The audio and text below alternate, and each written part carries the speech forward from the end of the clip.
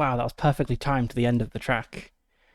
Hello, welcome to the stream. I've got to know what you mean by saying music. There's normally music, right? Was it not working today? Is it not working other days? The music does work, right?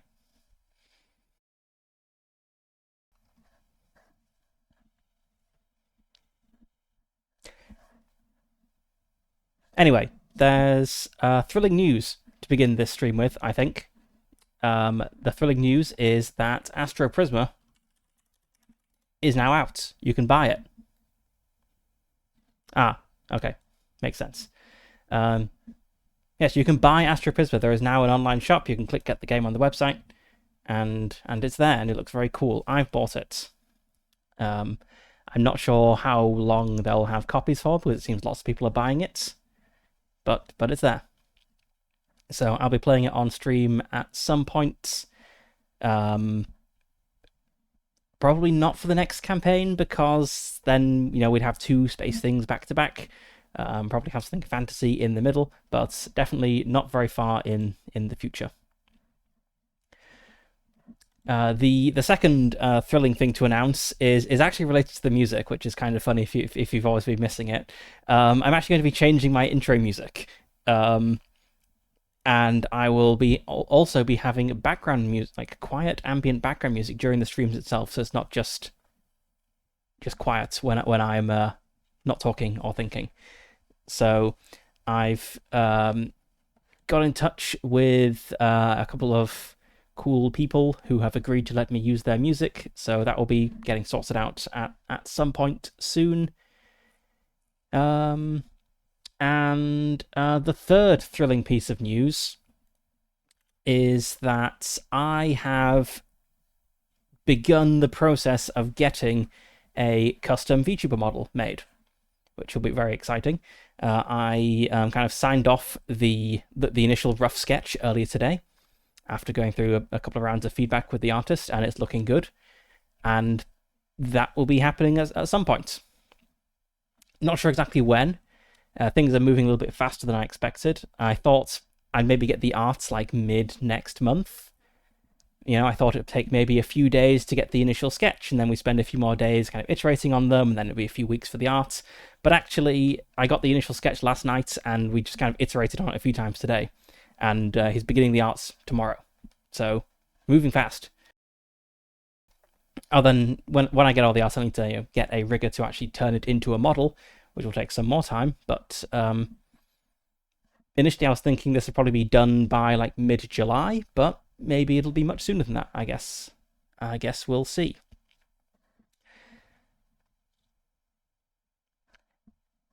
You say that, and I mean, okay, I already spend a lot of money on tabletop role-playing games, but it's actually cheaper than I thought it was going to be. It's still a fair bit of money, but not as much as I thought. So I'd always been under the impression that VTuber models cost like multiple thousands of dollars if you're getting a fully custom one made. But this, I found I was mistaken. That's definitely there definitely seems like three pricing tiers. There's the kind of cheaper end, which I didn't realize existed, which is like up to $1,500, depending on how fancy you go, but can be as low as a few $100s. Then there's a kind of mid tier, which is where it begins at like a couple of $1,000s. And I thought the starting price was like a couple of $1,000s, but no, there's a whole world of artists and riggers below that point. So it's actually going to cost me, I think, on the order of... Let me just convert some other currencies into pounds. I think it's actually going to cost just under £1,000, which is still a fair bit of money, of course, but not many thousands. And if I'm only doing this once, that's not so bad. But yes, I'll be showing that off when it is done. I guess all I'll say about it is that it's going to be much more like Babylonian inspired than obviously my current model is not. It's pretty generic, but I have like the idea was things are going to be somewhat inspired by Babylonian things and so on. If you look at my background, my background, there's a cuneiform on it. My character's name is a reference. So it's nice to have a model that will also have those references in. So hopefully that will all turn out wonderful. And I think that was the thrilling announcements. So let's get to it. We are playing Across 1,000 Dead Worlds. This is the third session. After we've done one session that was basically just on setup, and then one session that was basically just a fight, and we are now adventuring, exploring in this site. So let's start with some character introductions, and the introduction is going to be shorter because we had some deaths last time. So we have our player character, Silas Lang. He is the team leader. He is a hedge fund kid who got caught in a big scandal and used his ill-gotten gains to flee the planet. His goal is to make a name for himself as a diver, and from that, to kind of get into this big megacorp that runs this whole space thing, and then he'll be rich and powerful enough that anything he did in the past will be meaningless. Some could say we lost a fight. Yes, it was a tactical retreat. Speaking of tactical retreats, our next two characters, Nikita Vort and Mirtis Mazzini, are dead. Which is good because they hadn't really distinguished themselves yet. I didn't have any cool intros for them, so I don't need to think of them now that they're gone. After that, we have Zhao Price, who is incredibly boring, very disciplined, very principled, and he derives great pleasure from how efficient he can pack his bags. And finally, we have Miesha Lombardo, our medic, who has shown themselves to be somewhat selfless. They helped out a bit when we had a bout of radiation poisoning from a leaking battery. And that's our characters. So where we are exploring the site called Zastho 223955, which is it's not a new site. It was partially explored by a previous team, so a bunch of the loot is already gone, but we have some information about it, which will hopefully help, although it didn't really help last time. We know that it is a huge space-based bio research and containment facility that has been somewhat taken over by swarms of acid-blooded predatory synthetic beings. It seems the production of these creatures has gotten out of hand in the millennia of lack of maintenance, and these things are pretty smart. They have a human-like intelligence. The swarm as a whole is kind of human-ish sized, but it's made up of many small individual kind of reptilian creatures. And as for what happened last time, we arrived in a kind of large docks area. We left our ship and had a bit of a fight. Two characters, Nikita and Mirtis, were torn apart in front of us, and the rest of us ran away. There was a bit of a fight over whether to return or not, but ultimately we decided that returning empty-handed would be a waste of lives and time. We kind of thought maybe we can play it safe, maybe we can just look around this area immediately in where the ship has brought us and just scavenge for things here and leave with some easy spoils. But sadly, there was nothing here to take. So we've had to head further into the site. We found a kind of main access corridor, which looks like it led deeper into the facility, which was blocked off by a horrifying-looking door made of synthetic flesh. We had to hack our way through as it was locked, and upon getting through, we found ourselves in this overgrown synth production facility with kind of egg-like pods everywhere, with small synths growing inside, and a bunch of corridors leading to other areas. So I've got a kind of schematic-style map of it over here. Zhao tried to sneak to one of the many doors leading out of this place, but stepped on something. It made a loud noise, and this kind of triggered the egg pods to open up, and tiny half-formed synths begin to pour out and surround us. And I ended the session by saying that they were kind of trying to herd us to one of the doors leading out of here, and they were doing that by some of them were tearing others apart to kind of form pools of acid blood. I decided that they don't do that. They're actually just kind of moving to surround and engulf us with their vast numbers. So they're not trying to chase us anywhere specific. They're trying to like take us down here, but because they're like quite small and not fully made, they're more of like an environmental hazard we need to overcome than a combat encounter, which is good because combat is hard and we are bad at it. So what I'm curious about first is how do we get past this hazard? I'm going to check out the action and theme tables, trying to get an idea of what might be going on here. And we also have somewhere the kind of question oracle we can use, which can inject a twist in the situation.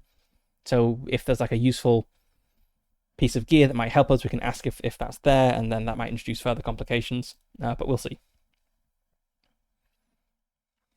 So I think a theme is probably good. Maybe to get a bit more detail about this room. We know it's a kind of like lab room, like facility thing, but we don't really know much about it. So let's pick up all of my many dice.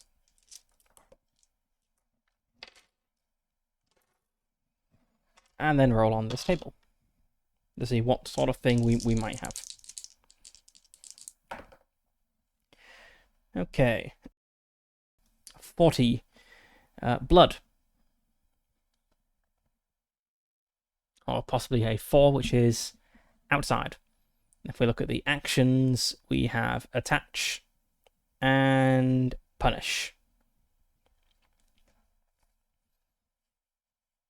Okay, blood, that kind of fits with how I was like picturing the facility, so let me draw a really bad sketch here. So I'm thinking that it's like this room wasn't like originally part of the facility, it's kind of like been overgrown, and we have these like pod things on the ground, kind of like face hugger egg style things, and they have like tubes leading up out of them into the ceiling. So we have like lots of these tubes, and like lots of these things. So there's kind of this protrusion of like tubes and pipes everywhere, and there's like liquid flowing through these. That could be the kind of blood thing. So maybe maybe we could like climb up. If there's all these like tiny little synthetic lizards on the ground, maybe we could like climb up into the piping and kind of like navigate the room from above the floor. That sounds like a thing we might be able to do. At least we'd be out of the immediate danger. If we're kind of up above and looking down, we might be able to find like a vent or something we can climb through. So I think I'm going to go for that, and that means I need to climb. And is there like a climb skill, or what's it going to be?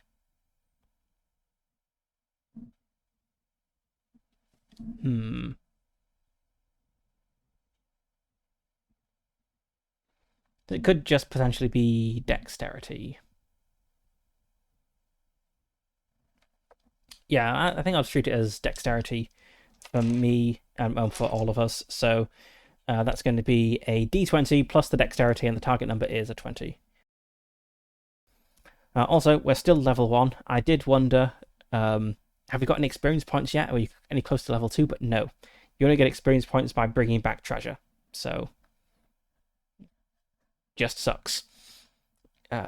Also, we have 3 luck. Let me just quickly remind myself what luck does. A character may spend 1 luck to reroll any damage roll or failed check, or spend all their luck to completely negate a killing blow. And I recover 1 luck every session up to a maximum of 5. So I actually have 4 luck. I never used my luck last time, so I have to remember to use that this time. So let's start by trying to climb up these kind of tubes into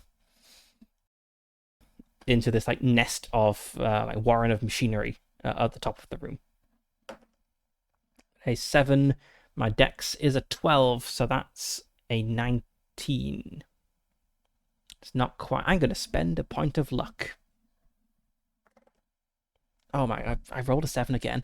Let's spend another point of luck. 14, that's more like it. Okay. First time. First check of the game, success. Okay, and let's also start a new note section. So, I also have like a new column of text per session.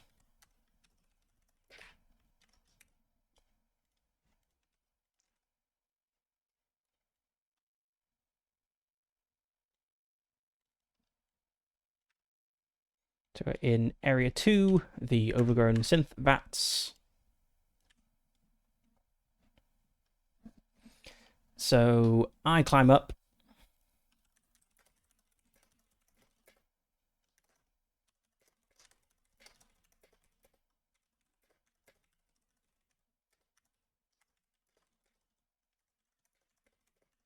Let's see if our other characters make it up. So here we go. So Zhao, Pack Mule I think probably doesn't help. Field Medic also probably doesn't help. They both have a dex of 10 and they don't have any luck. There's going to be only one attempt for these guys, so let's roll them both at once. So we'll have Zhao be the white die, Miesha will be the red die. They do not make it up. Okay, let's say that they're like part way up, and then the tubes begin to tear.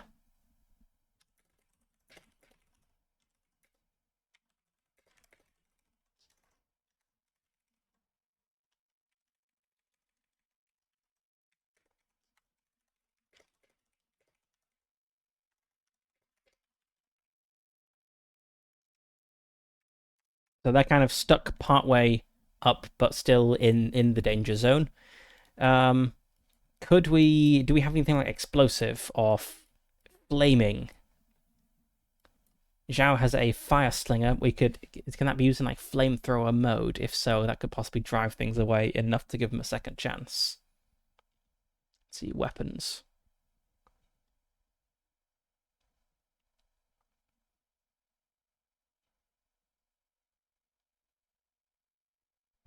We're looking for the Fire Slinger GL.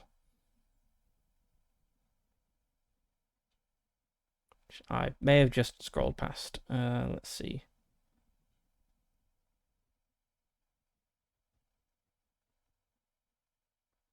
Fire Slinger GL. Okay, so it launches grenades. It does not launch fire. Okay. And Miesha just has like a medical kit. That doesn't seem the most useful thing. I wonder. I could potentially set like an oxygen pellet on fire. That's kind of a bomb.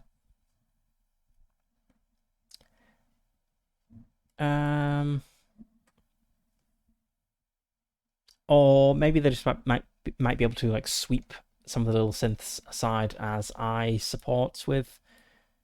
Yeah, I can put down suppressive. Can I put down suppressive fire? I think I probably can't. I've got like a. I think I've got a pistol maybe. No, I have a rifle. I can put down suppressive fire. Okay, I'm going to lay down suppressive fire then, which is going to cost, I think it's like 1 point of ammo or something. So I'll mark off, I'm just going to assume it's 1 point of ammo. I'll mark off a point of ammo. And these guys will get a second attempt. I don't think I have 8 oxygen pellets. I think I have 4. And then 4 batteries. So I lay down suppressive fire. Our guys attempt to climb up again.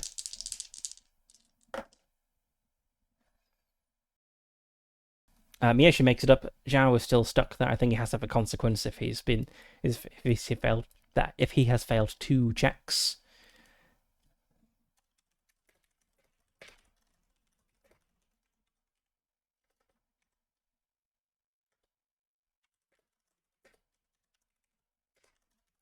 I think the tubes that Zhao was holding on to fully break and he falls to the ground.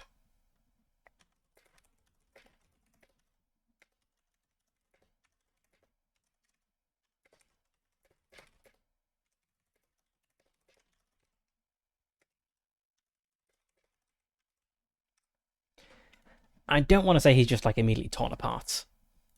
I feel it should have some sort of chance.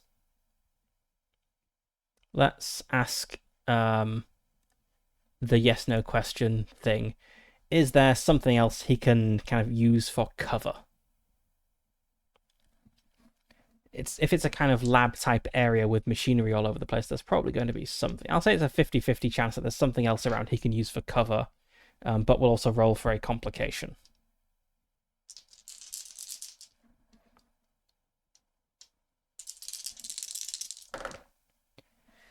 No, there is nothing around that he can use for cover. Okay. So let's try to picture this. We're in a room. It has several doors leading off it. Two characters are kind of up in this tangle of tubing and cables and pipes at the ceiling. One is on the ground, and I think Zhao just has to run.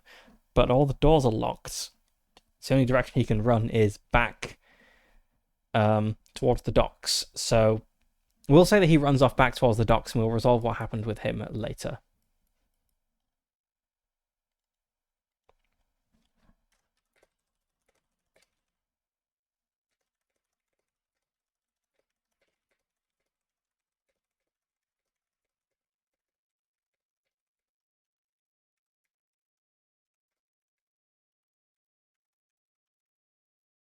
So Zhao runs away, chased by at least some of the synths.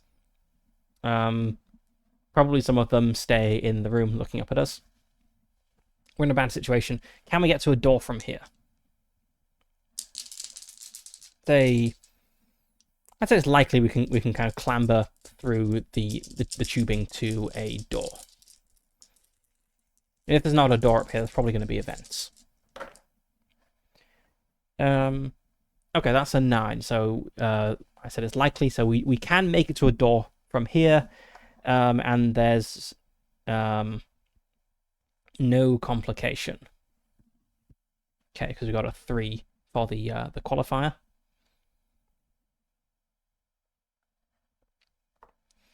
So I'll just pick. Let's say we just go to this first one here. It doesn't matter. It's kind of abstract.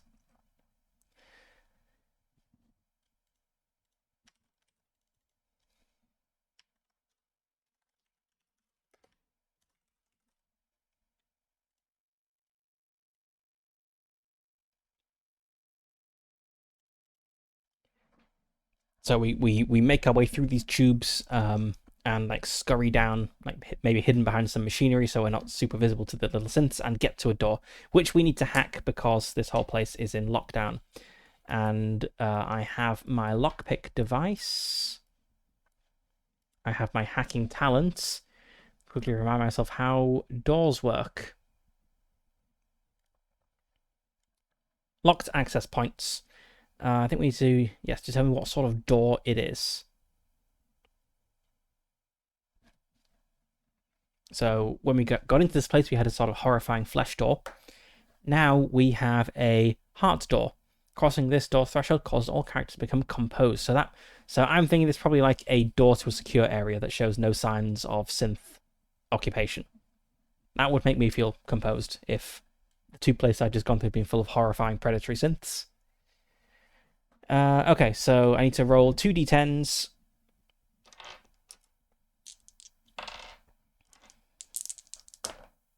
Got a 5 and a 9. And then I roll a third d10, and I need to guess whether it's going to land between the numbers or not. I mean, there's only 3 numbers between 5 and 9, not inclusive, so I'm going to guess this is going to be outside, so it's going to be 1 to 4 or 10. It's 10, okay. So I'm correct. That means I've located the access node and unlocks the door. And this costs time. Where's our time tracker? Here's our time tracker. I think yes, we did reset time when we got into this place. So let's say the whole like clambering up and whatnot cost a unit of time, and then opening this door cost a unit of time. So now, an hour and a half into exploring, we can only actually stay here for 5 hours total, because then we'll start to run out of oxygen.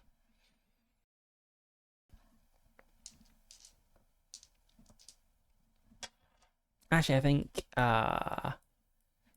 Miesha has spare oxygen. Okay, so Miesha and I can hang around together for a little bit longer, but Zhao will have to get back on the ship, I suppose. But that's fine.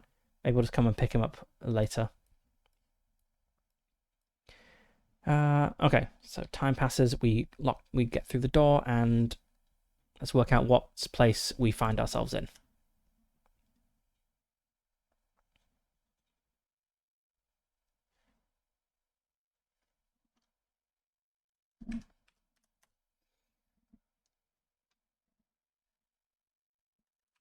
Actually, I think more time passes as well. So I think, yes, using a lockpick makes time pass, and then moving into the new area makes time pass as well. Okay.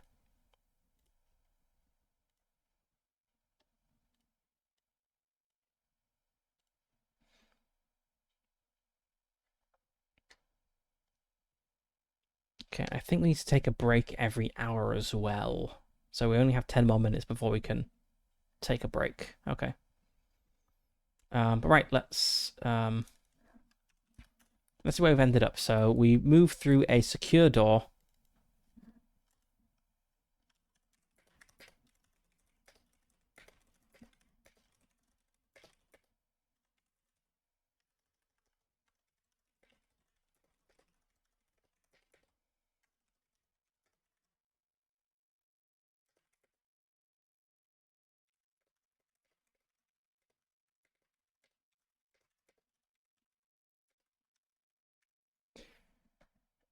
Also, it was a heart door, which means we became composed. Let's look at what composed means.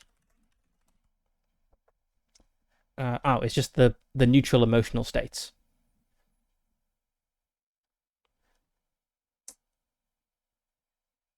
And we have a list of... We have emotional status checks. Okay, so I should be keeping this in mind.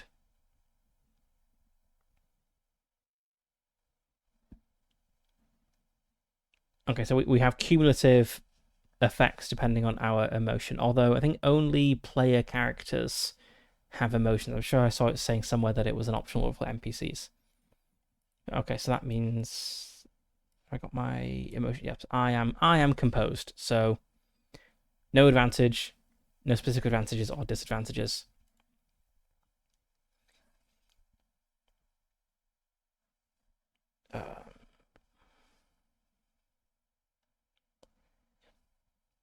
Let's see what sort of corridor we just passed down. That's either a 20 or a 2. It was cocked. Areas are directly connected. Okay, so just go through a secure door which leads straight into another area. And it's a 10, a random occurrence. Okay. I think it has to be a fairly good occurrence because we feel good after going through this door. But let's have a look.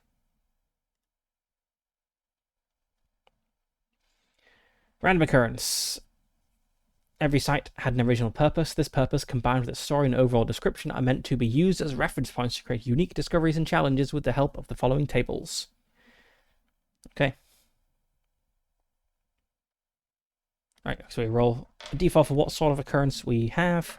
Got a 4, which is a situation. Then we have a table of situations. Okay, so we have verbs, nouns, lots of nouns.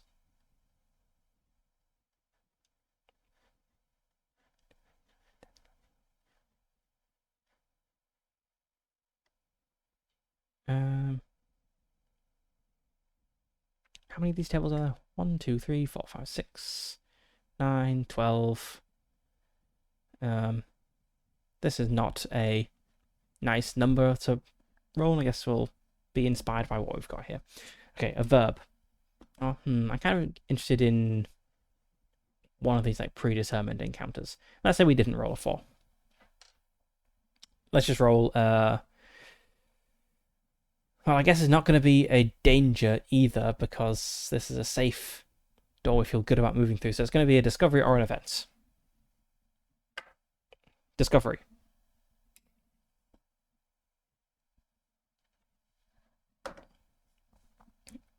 A 6 alloy cubes. Yeah.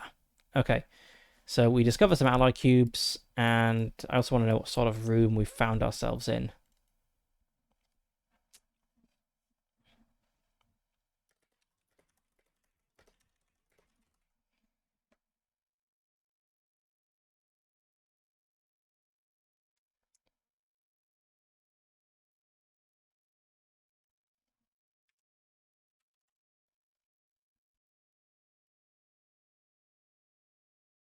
So I think resources will tell us how many alloy cubes you find.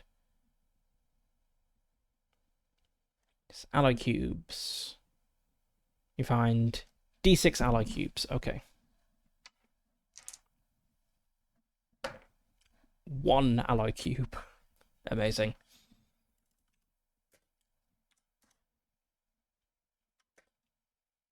One alloy cube in what sort of room is it?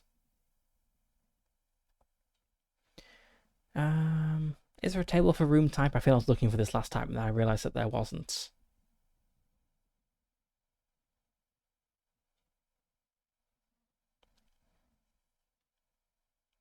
Yeah, let's just look at the theme. Let's roll up a theme, and that will determine what sort of room we found ourselves in. I think maybe like a workshop or something, if we found an alloy cube in here. 5. Friend. Or 50. Resource. Appropriate.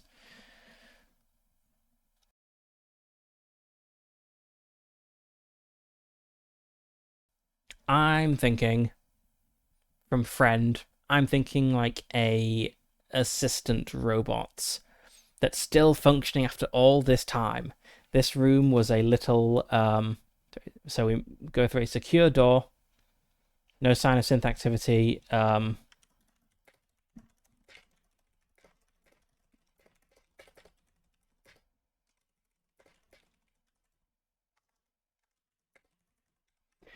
Appears to be a storage chamber for servitor robots. I think that's kind of redundant. Aren't all robots servitor robots unless you're in a kind of AI uprising situation? Storage chamber for robots. Among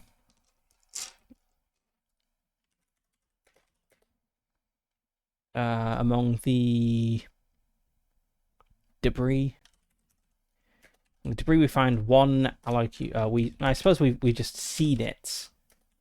Because we've not actually searched through it. So we see an alloy cube and take it, which means I should mark off 1 alloy cube. That's resources, artifacts. Yes, so 1.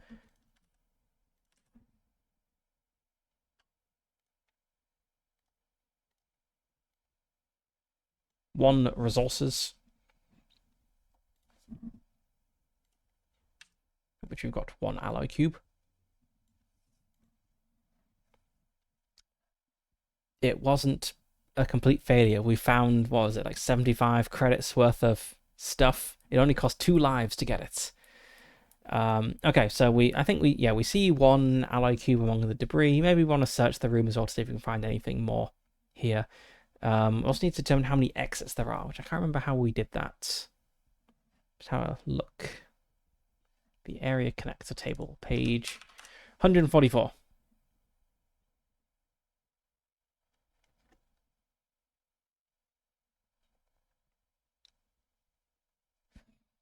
Somehow I determined that this place had like 7 more connectors. Did I just roll a die? I can't remember.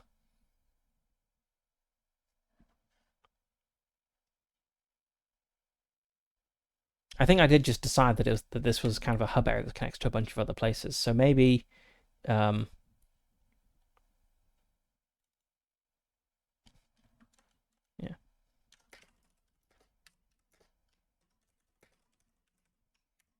This might be a dead end. I don't know. We can ask the question. Roll on the oracle. So Area 3, robot storage. Silas and Miesha climb across the ceiling through a secure door and make it to the other side. No sign of synth activity. Upon looking around, this appears to be a storage chamber for robots. Among the debris, we see one alloy cube. I think makes us very happy. And let's search the area.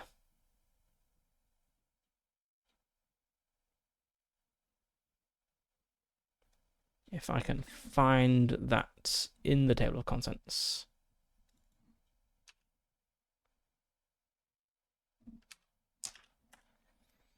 Scavenging an area. Scavenging. Here we go. What page is it? 149. Where's that?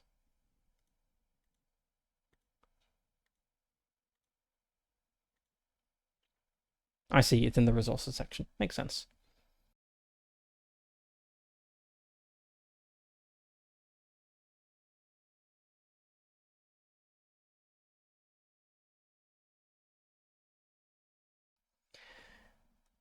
Okay, a single RSAF technology check, which I think I have a 5 in. Possibly a 0. I have a 5 in it. So unlikely, but we have to make the attempt. Nope. That is an 18 total, which I could spend luck to reroll it, but I'd need to get a 15 or higher. It seems unlikely.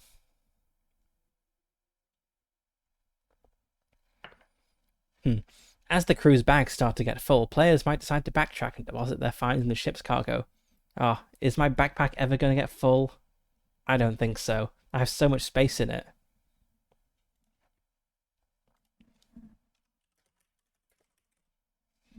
We found one thing so far.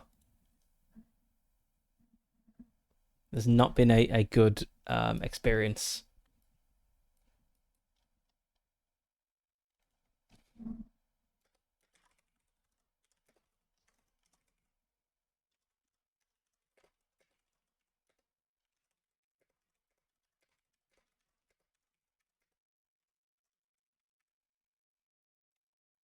Okay, does the robot storage area connect to...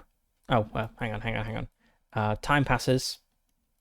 And then we need to spend a period resting. Which, let's see if that does anything in particular. So we take a break. Yep, so we just spend 10 minutes taking a break. So the time tracker resets. Which means we need to mark off some oxygen and batteries. Why does Zhao have so much oxygen?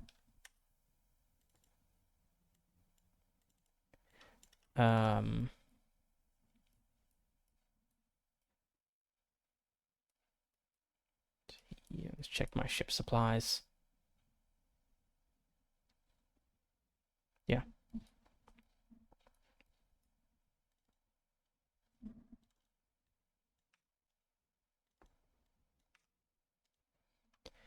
So that resets. We need to roll an activity check because the time tracker has reset. So this is a D10.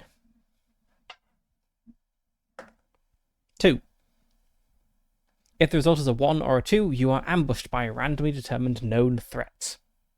These encounters are considered ambush attacks, so the enemies receive +2 to their initiative roll. Okay. So we only have 2 characters here, and we're going to have a fight.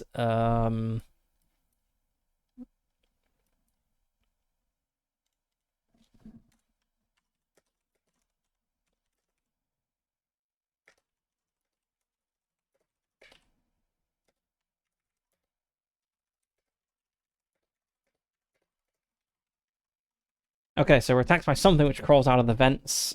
Let's see what it is. 2. A clobber. Alright, let's turn to the known threats. So these are enemies that are kind of fairly common throughout all of our South space. Oh, that looks pretty tough. The clobber. Oh, that's really tough. It's a super muscular giant. Deformed humanoids, approximately 7 feet tall, which tower over most other creatures. Their extremely long arms end in 2 club-like appendages that they use to hit and smash any living thing within range.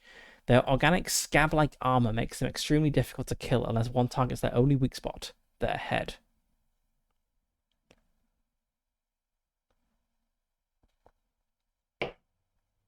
Okay.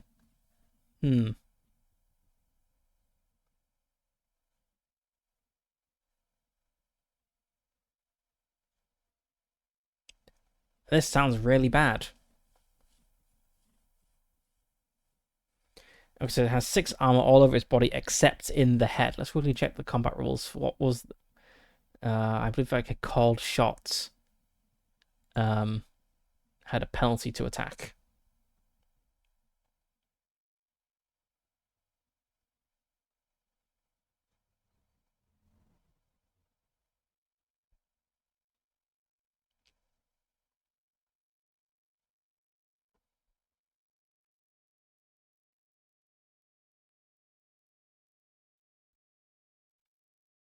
Let's see.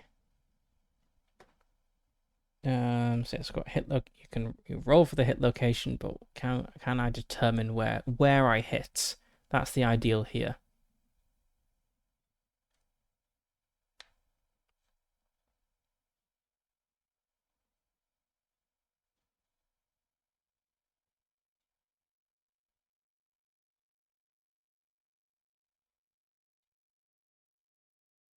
Surely, if it says it's weak ever except the head, there is a way to target the head when you attack.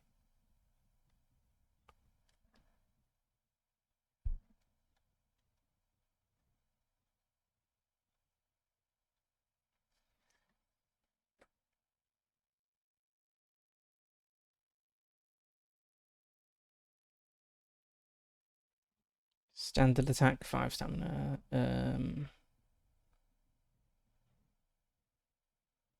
I guess it's a standard attack.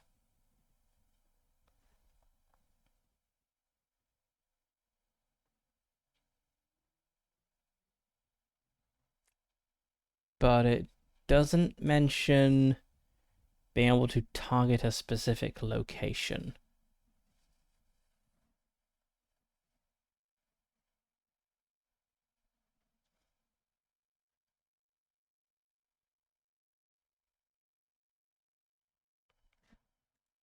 Okay. Just gonna quickly search for the word target to make sure I'm not missing anything obvious.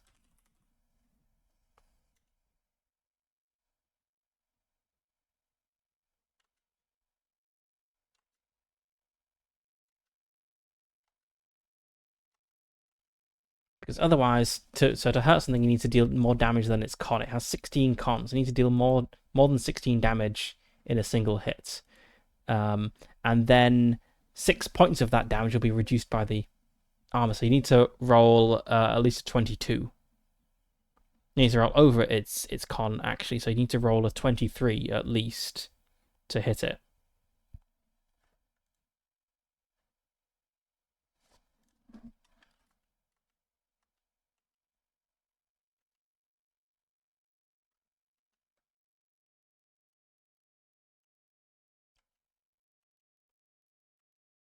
But it doesn't mention that you can target a specific location. Okay, I guess you just have to roll really high to hit this thing.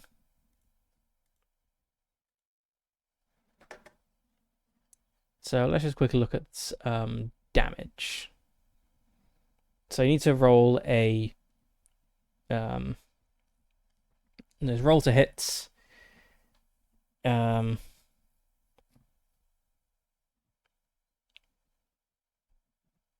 Yeah, roll a hit location and calculate damage. Okay, I guess we'll go for this.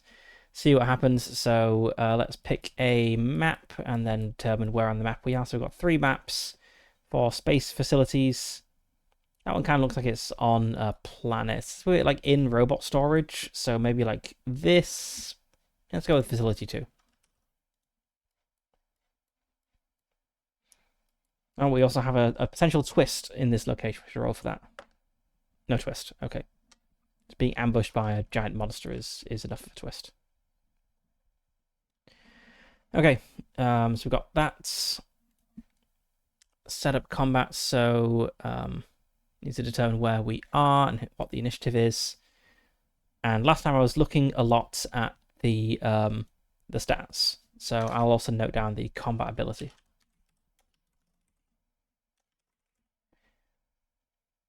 Don't really need to note down the enemy stats because I'll just have the page open. But for Silas, so Silas has a ranged combat of 10. And Miesha, I think, has a dex of 10. Yeah, okay, so we're both rolling plus 10 to hit.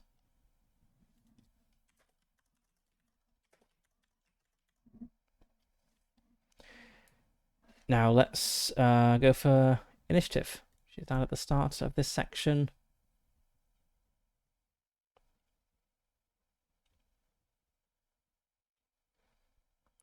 Right, so the enemy is surprising us, so they get a +2 to the initiative.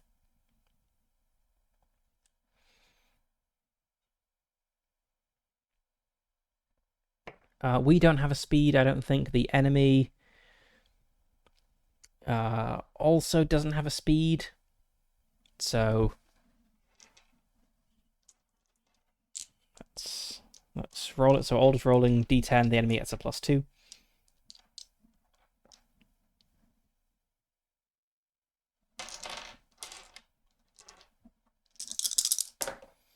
Okay, Silas is on 5, Miesha is on 9, enemy is on 10.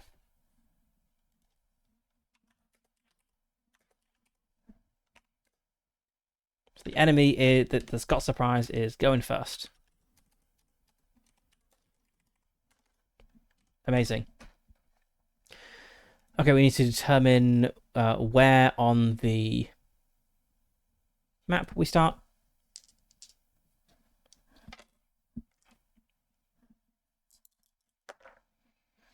So we are on the west, the enemy is on the south, and let's grab some tokens.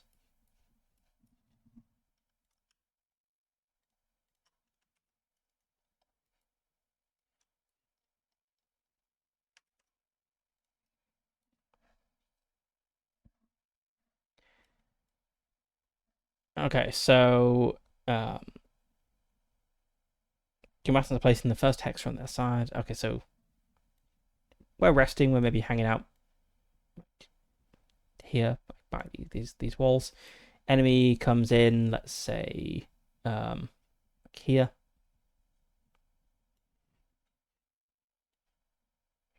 Here, I don't know. Let's decide. 1 to 3, it's going to be on the left. It's on the left. There isn't actually a hex down there. This is the first row. Okay.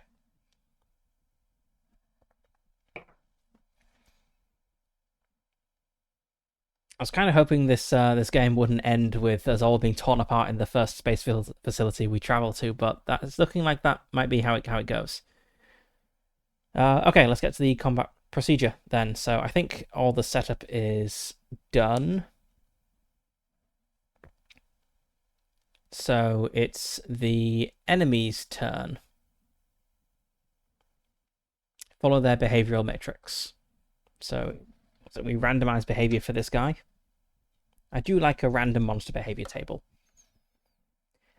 Okay, 5 to 8. Smash. The clobber swings his massive arms down onto its targets. Okay, let's see. So it'll randomly pick a target at the start of combat, after which it will go after the character that dealt it the highest damage in the last round. It can move 2 hexes. So let's just pick someone. 1 to 3, it'll be Silas. It's Silas. Okay. Silas is targeted and is closer, so it's going to come charging up. Boop. Boop, like that. And let's get our weapon pages open in separate tabs. So Silas has the AW and S. I don't need quite so many copies of things open. Let's put that there. Here we can get the AW&S. And Miesha is... Oh no, Miesha's only got a pistol, right? Where Where's Miesha? Here we go. Miesha only has a pistol. The standard service pistol.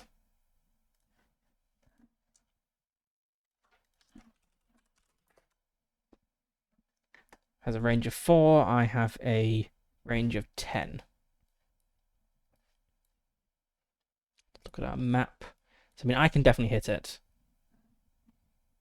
But Miesha, 1, 2, 3, 4. Yeah.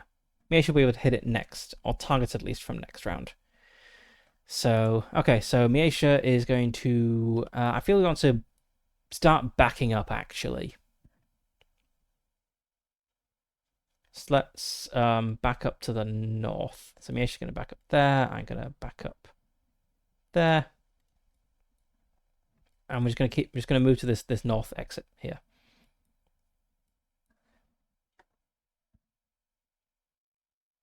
Actually, we could just leave through this side here.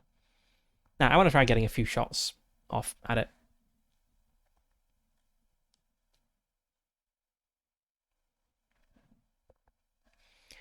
Okay, so Miesha moves and can't do anything. I move up 1 and then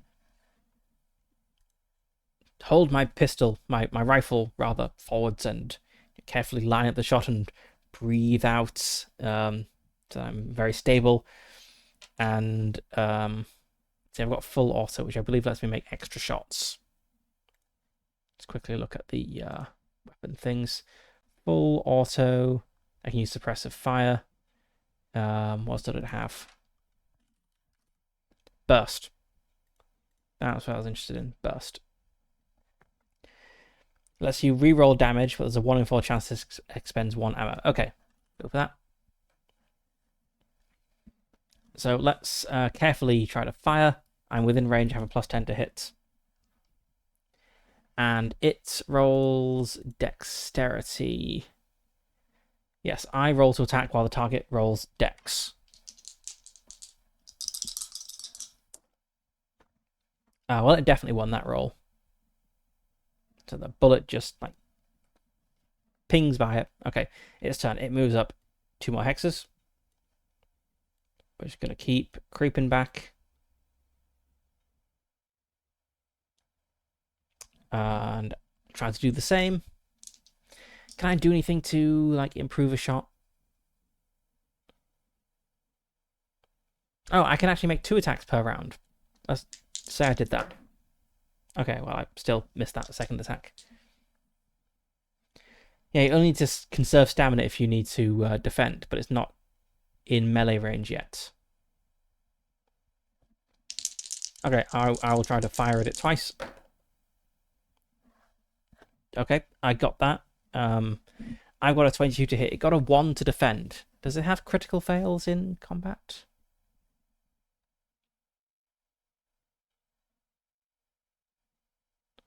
Let's see. Crit fails.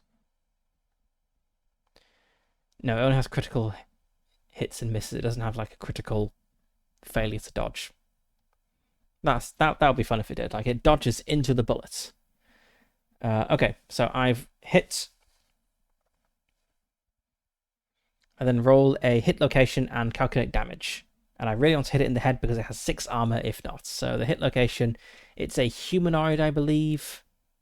It's an aberration. Is it a humanoid aberration?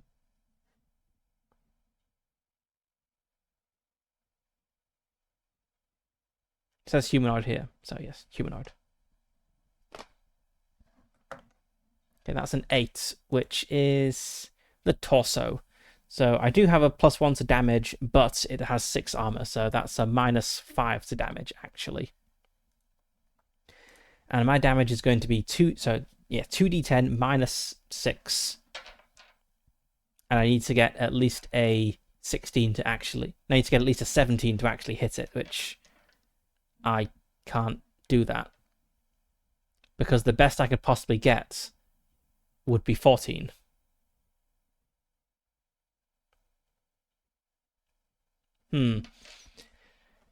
This happened last time as well. I wonder if I'm missing something here.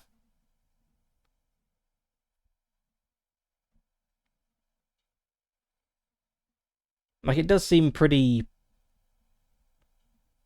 Like, it doesn't feel right that max damage could be not enough to actually hit the creature.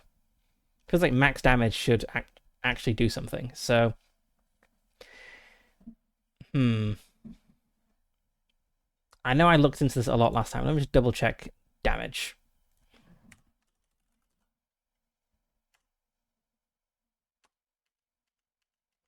So it's not going to be any of these talents. I'm just going to look at like all the damage in the book and make sure I'm not like missing something. So you need to bypass the target's con. There is an optional rule to kind of like amass damage across multiple attacks that are too weak to do that. But since that's an optional rule, surely it must work without that.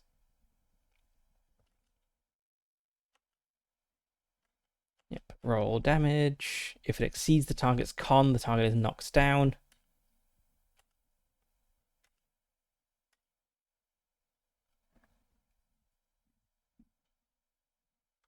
Armor ignores damage. This isn't an armor-piercing weapon, is it? No.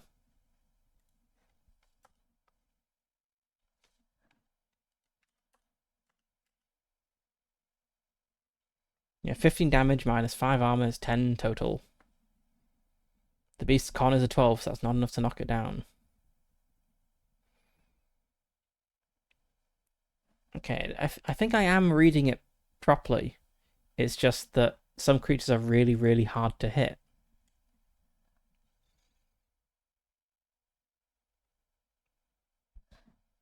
Okay, I guess there's just no way of me hurting this thing unless I hit it in the head then. And there doesn't seem to be a way to target a specific body part. I'm going to make a note to look this up between sessions. Like, I'm just missing something about cold shots in this system.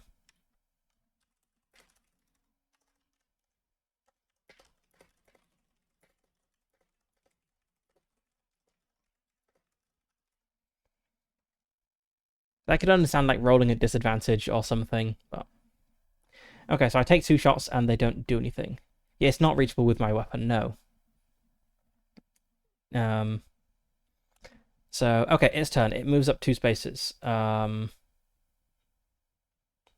guess we just keep moving back, and now I feel dumb for going this route because I thought I could maybe hurt it a little bit as it kind of came charging up to us, but it seems not. So I guess I'll try hitting it again, because if I do hit it in the head, it doesn't have any armor there.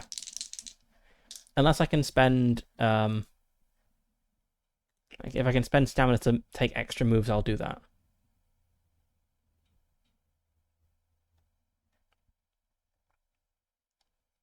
No, I can't. Okay. Okay, attack 1 misses. Attack 2.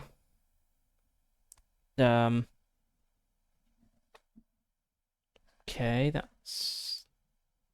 So it's rolling dex. Yes, okay, so that is a hit for the second attack. Do I hit it in the head? 10. 10 has got to be in the head, right? 10 has got to be in the head. It's in the head. Okay. So, as we're backing up, my 4th shot does hit it in the head. So that's going to be 2d10 plus 3. And I need to beat 16.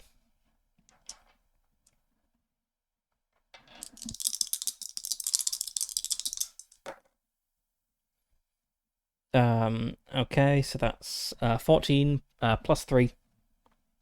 Okay, that is 17. That is enough to hit it once. Unfortunately, this thing can take 3 wounds. So it's going to take a while to wear it down. So if the damage total exceeds the target's con, the target is knocked down. They can only move 1 hex per turn. And if they're hit while knocked down, they receive a wound. Okay, so I've slowed it down at least.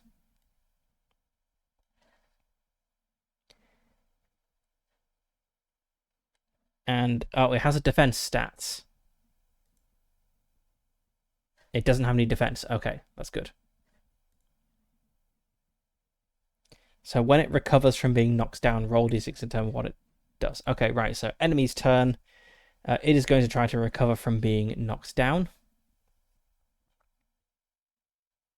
which I think is a will roll.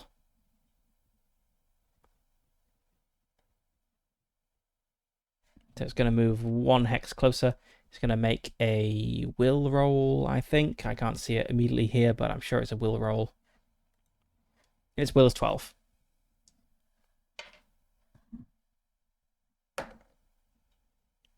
It didn't succeed. It got a 19, so it is still knocks down. Move back 1, move back 1. 1, 2, 3, 4. Okay, cool. It's actually in range of both of us now. So we're both going to take 2 shots at it. So we'll start with... we'll do it in initiative order. So we'll start with Miesha. Nope. That's a hit. So it knocks it down.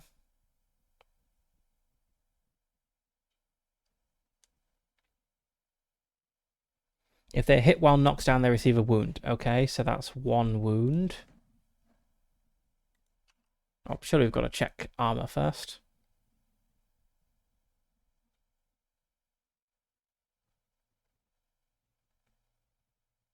Maybe not. Maybe it's just when it's knocks down.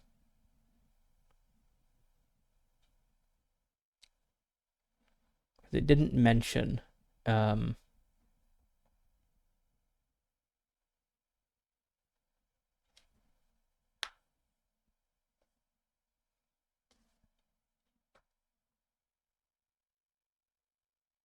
Okay, I think it's possibly just wounded.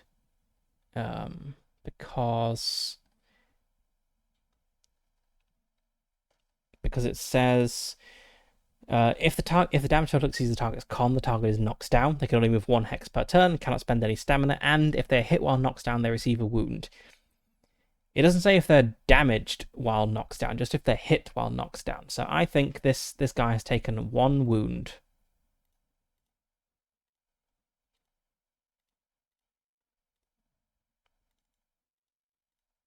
He can handle 3 though, so he needs to hit him 2 more times to actually kill him. But we have 2 more attacks now for Silas, who misses the first one, and the next. Okay, we also need to mark off some ammo. So Silas has used 6 ammo, and Miesha has used 1 ammo. I might be out of ammo actually. Okay, right. I didn't do those last 2 attacks because I'm out of ammo.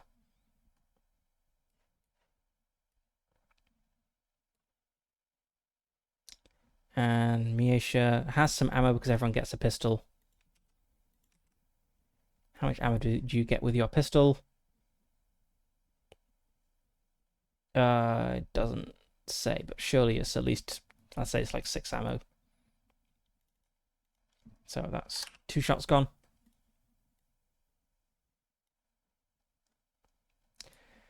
Yeah, so sadly luck will not help if I actually can't fire because I don't have the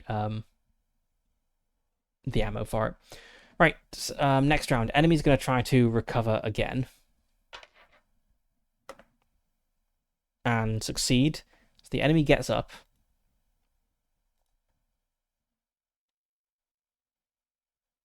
Have to roll to see their status. 6. They are overwhelmed. That reduces its attack by -2.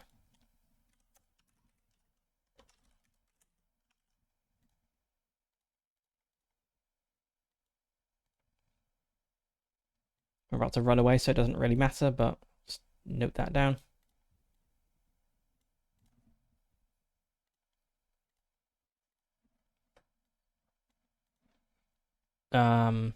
Also, it moved up a hex as well. Miesha runs off.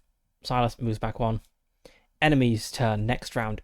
It gets to run up and make an attack. Oh, that's a pain. Okay, let's see what sort of attack it does. If it hadn't recovered, we would have made it away safely. 10. Crush. The clubber attempts to grab and crush its target between its arms. The target must pass an opposed dex check or suffer 2d20 damage. Okay, it has 10 dex. I have 12 dex. So this is going to be a situation for luck if I fail this roll. I don't want to take like 40 damage. Okay, it has rolled higher than me. I'm going to spend a point of luck. Actually, I suppose it has rolled the 17. That's not being re-rolled, so it's on a 27. Okay, I'm going to spend a point of luck. 13, that's a 25. How much luck do I have? I should spend all of my luck on this. Okay, I can try it again one more time. 20. Okay. That I'm pretty confident that would have killed me if I'd taken all that damage. That's a lot of damage. Actually, I guess it wouldn't have killed me, but it would have knocked me down. And dealt some sort of wound to me. Alright, so I managed to evade the clobber's arms. I like duck down, only just escaping. Now it is my turn, so I need to get away this round. Otherwise, it's just gonna kill me next round. So escaping combats. I can just move, but then I'll get an attack of opportunity. I need to make a dex roll, I think. Yes, opposed dex roll. I don't have any luck left to do this. Okay, it has won the dex roll. I can still move, and I think I have to. Because otherwise, if I move, it will get one attack. If I don't move, it's going to get an attack on its next round, and then probably another attack of opportunity if I move again. So I'm going to move away. And as I do, a big muscular arm comes like flying out, and it hits automatically. So I think I just have to roll to see what it does, and that thing's going to happen to me. 8. Smash. The clobber swings its massive arms down onto its target. 2d12 damage on hits. Oh, I never roll a d12. 15 damage.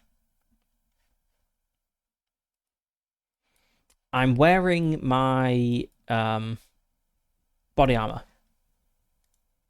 Let's check how much armor that is.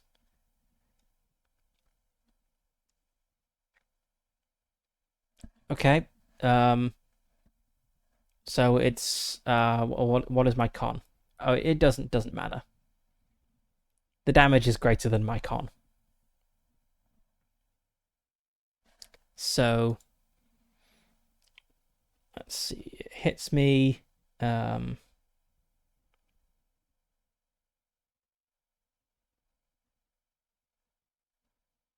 Each time a character receives a non-fatal wound. I think it's just a wound. But let's just go back to the beginning of combat and check. Because enemies, they get knocked down and then they get wounded after that. I want to just double check if that's what happens for PCs as well. I think it probably is.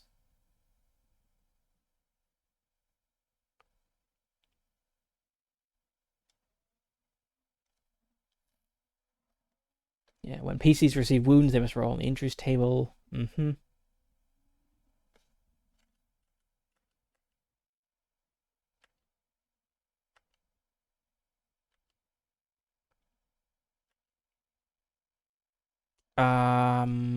I could spend stamina to. No, I can't spend stamina to reduce the damage. I can spend stamina to try to dodge, but it says it hits automatically.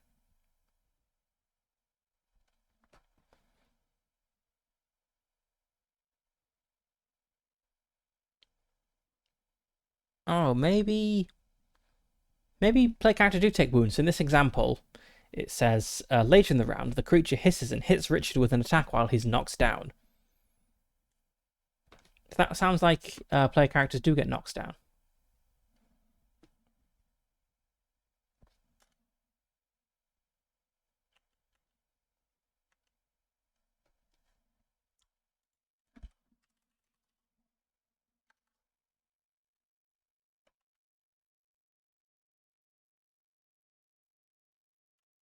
But I don't see where it says that about PCs. It only seems to describe it for NPCs.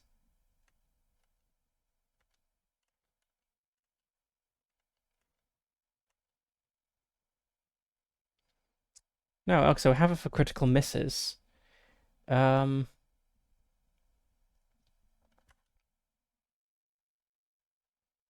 okay, I must just be missing something. Because yes, it does seem that PCs can get knocked down. Where does it say that? Just when PCs receive wounds. Mm-hmm.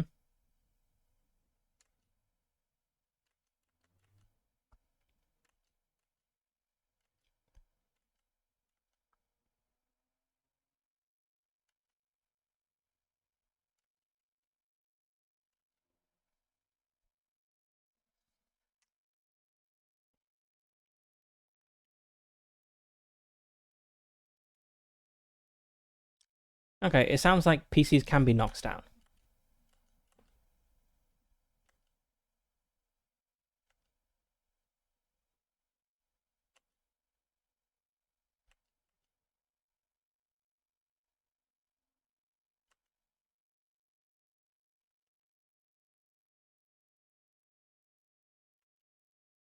Yeah.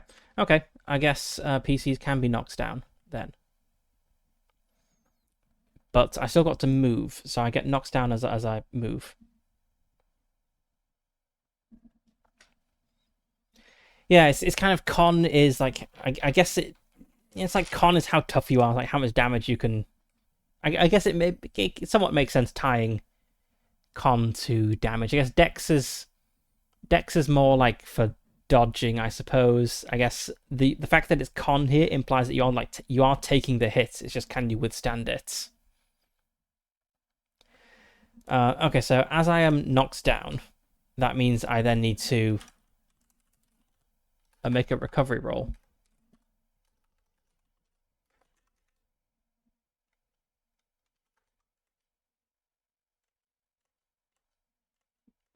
Or do I just get up to my feet? Yeah, maybe I just get up. Maybe it's actually fine. Hmm. Let's have a look at the combat one of the combat examples to make sure I'm not doing this totally wrong.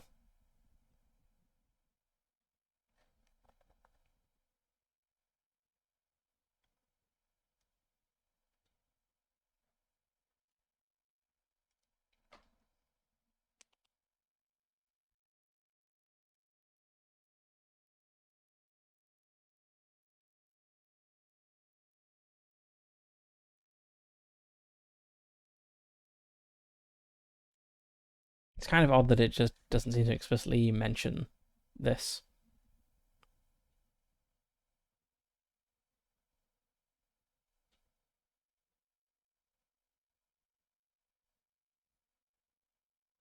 Okay, so this it seems inconsistent with what we saw before. So it says later in the round, the creature hisses and hits Richard with an attack while he's knocked down. He's in a bad spot. This wound would have been fatal, but fortunately, the creature rolled head as its hit location, and he's wearing a sturdy helmet.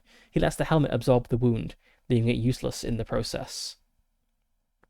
With a groan, Richard throws what's left of his helmet to the ground and empties a full clip of armor penetration 2 bullets into the enemy's face.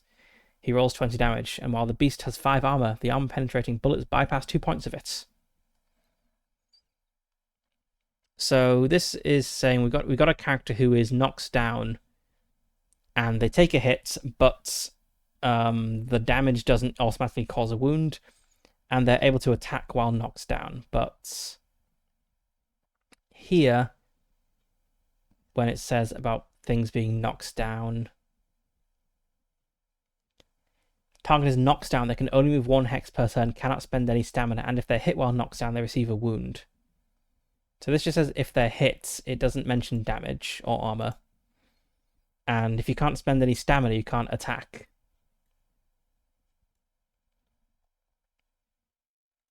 Okay, I'll note down some more combat things to look at. Maybe I'll find like a Reddit thread or something about Across a Thousand Dead Worlds combat.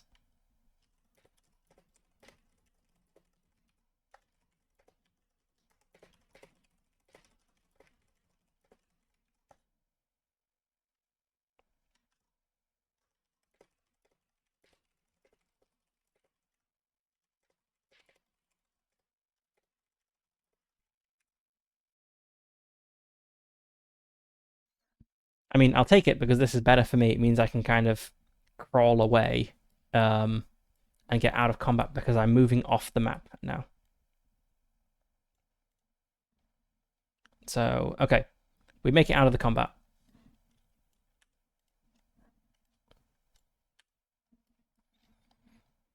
As arrested, we were attacked by a, what was it? It was a clobber. It probably didn't crawl out of the vents if it's a giant. It probably like burst out of the vents. Or through the ceiling or something. So it burst out of the vents.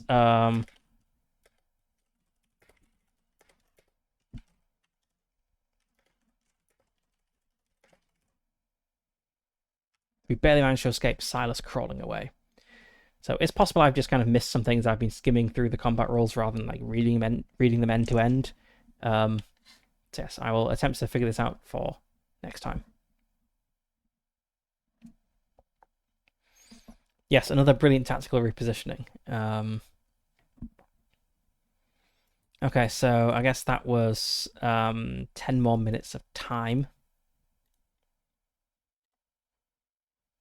So we're still kind of in this robot storage area. I think it almost certainly has a connection to another area. If it's a storage area, maybe not. Let's say it's just likely that there's a connection to another area. So let's check.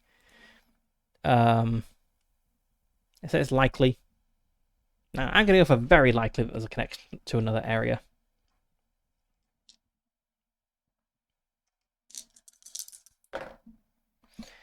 Very likely, yes, there is a connection to another area, but the physical environment changes.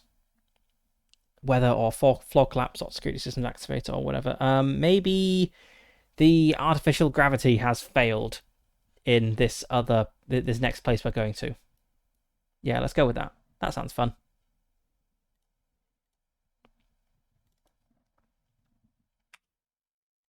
That text is really small. That should be size. It's apparently the same font size, but it's obviously not the same font size. Well, why did that shrink? Okay. Okay, so we've lost gravity. It's my little go rotator.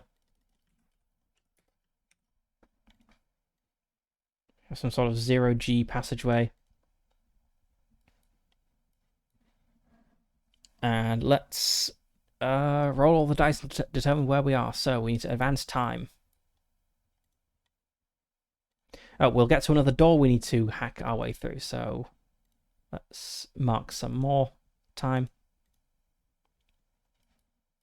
So it's going to cost 1 unit of time to hack the door, or at least 1 unit of time to hack the door. And yes, combat does seem pretty fatal here. I mean, I guess it kind of thematically fits, but on the other hand, if like characters are dropping every fight, it seems kind of hard to get very far with the exploration. Okay, let's see. So, exploration table, not exploration table, doors.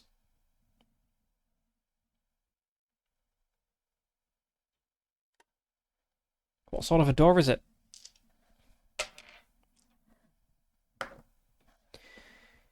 A secure door, a particularly difficult door. When attempting to open it with a lockpick, roll 2 access node dice and pick the worst result. Okay. So I said here it was a secure door, but I guess it's not a secure door. Just a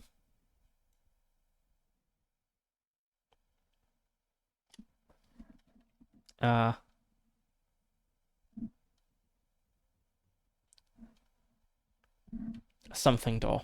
I don't know, secure door works. Okay, right, so go to a secure door. We're in 0G because our environment changed. And we are rolling, we've got 5 and 8 as our target. Okay, I think we're going to roll outside of that. Pick the worst result. Well, both dice are outside, so we do hack through the door. 0G, yeah, just a 0G thing. So we do get through first try, and then we need to see what sort of place it is that we've come to.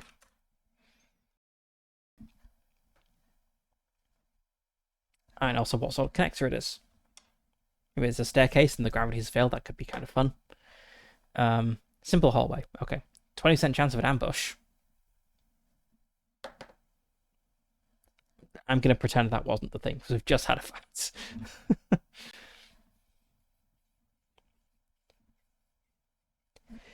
Yeah, I'm wondering if I should have like come super heavily armed on this. We get like the standard gear, and I picked up some new weapons for everyone, but maybe I should also like picked up like really good armor or something. I don't know. Also, I'm out of ammo now, so we've got 2 characters exploring, but only one of them can fight now because there's a lack of ammo. Right, let's roll on the site exploration table. 6 locked access points. That's just a locked door, though.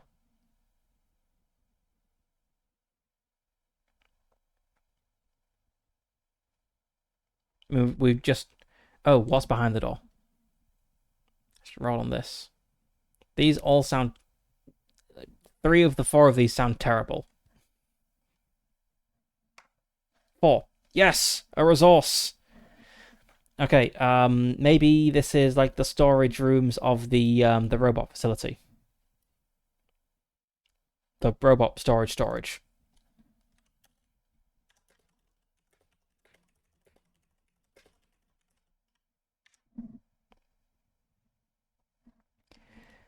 Yeah, I didn't actually have that much money left after I bought the weapons, so I have 380 Drake coins left, but I have to like pay my hotel costs, or my lodging costs out of this as well. So I couldn't really have bought much better weapons or armor. Oh, twist. I think we're now at 3 and 6 twists. We were not in control of the previous situation. Okay, something weird's going to happen. We can roll for what that is in a moment. Maybe the 0G is the weird thing. I don't know. Okay, we barely managed to escape. We fled down a corridor.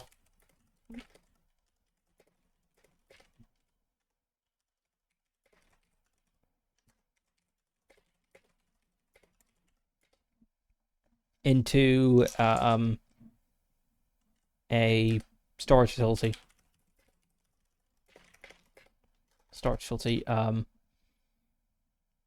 Storage room, I guess.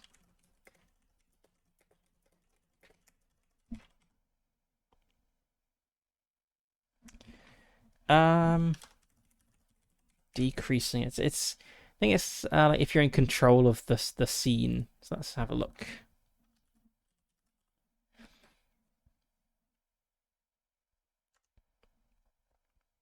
Yeah, adjust the twist modifier.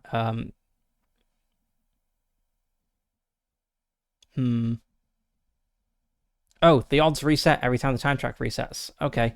So that should actually have gone down earlier. So nothing happened.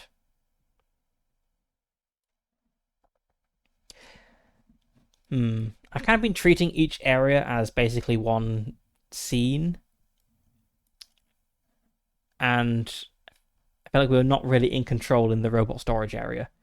Though that might be a bit harsh because we're not really going to be in control for a lot of the time. Although, if we've just come through a secure door into a place that has like a cache of resources, that sounds like a place where we're kind of in control. It's a calm, relaxed situation. So we have found a resource. Let's see what resource we have got.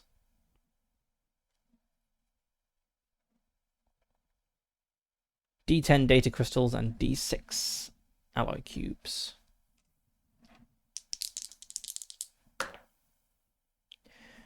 Okay,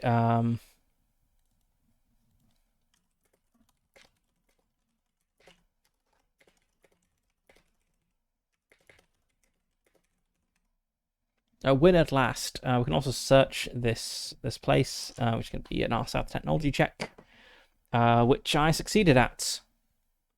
Okay. Scavenging.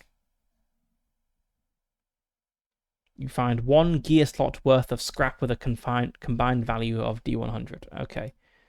Right, so let's put this down. So we have 4 data crystals and 6 more alloy cubes.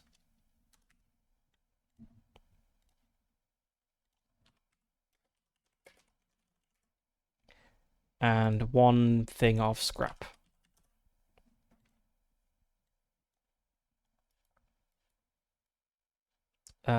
Here's my time tracker. So that cost 1 point of time. We found data crystals and alloy cubes. A win at last. And then we...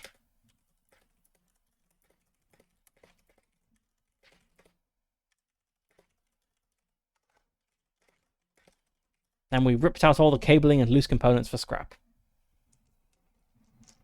Okay, rich at last. Let's see, how much money have we got so far? Oh, alloy cubes occupy 1 gear slot. Okay, so I can't stack them like I have been doing. Okay, so we've got 7 of these. 1, 2, 3, 4, 5, 6, 7. Yep. Okay, so 75 each. Then we have 4 crystals worth 50 each, and then we have 1 thing of scrap worth 100. So that's 825. But then divided amongst 3 surviving characters. That's 275. And we need 1,000 to get to level up. Let's just check. Is that 1,000 in total or 1,000 for the character? Okay, each time a crew submits 1,000 DC valuables, they get 1,000 XP to increase their level by 1. Doesn't have to be all at once. Okay.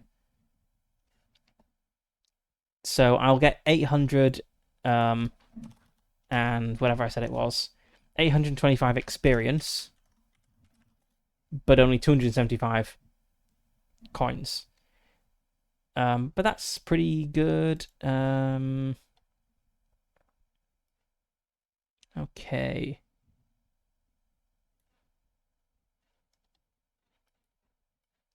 I feel we're in control of the situation right now. I also need to mark off some finds here.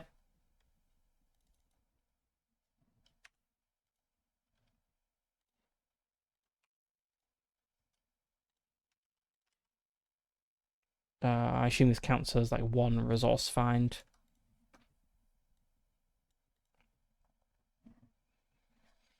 Kind of want to keep exploring, even though it's risky. It'd be nice to get to that 1,000 so we get to level up.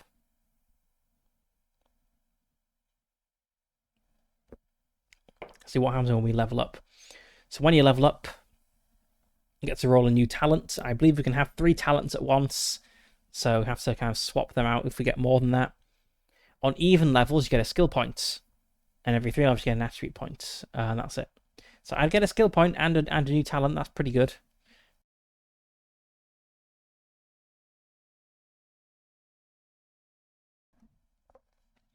Just need to find... It's not even 200 more stuff. Only 175 coins worth. Okay, let's see. So where could we go to find some stuff? We'd have to go back through here, which is... I assume we roll an encounter if we move back through places. Let's have a quick look at what happens. Let's see. Right, it's not generating the sites. Okay, when a crew moves to a new area of interest, I guess we've already...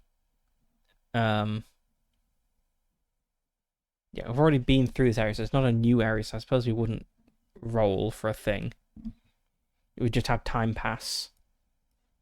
And then when time resets, we have more random encounters. So I can move back, which would be 1 time, and then back into here, which would be 2 time, and then that would reset. So we'd have to roll for another random encounter. Oh, we've already had 1 encounter, actually, so let's mark off 1 there.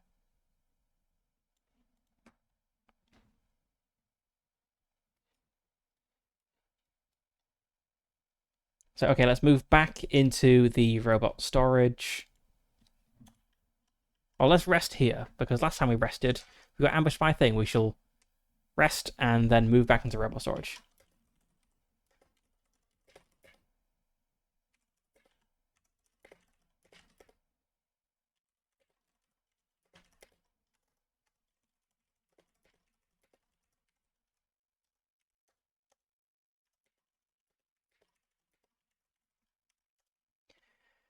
Okay, so we need to roll a d10 to see if we have a thing, and then if there's 1 or a 2, there's a thing.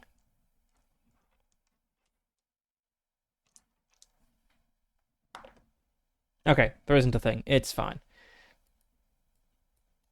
So we rested, we moved back, time reset, then we move on again.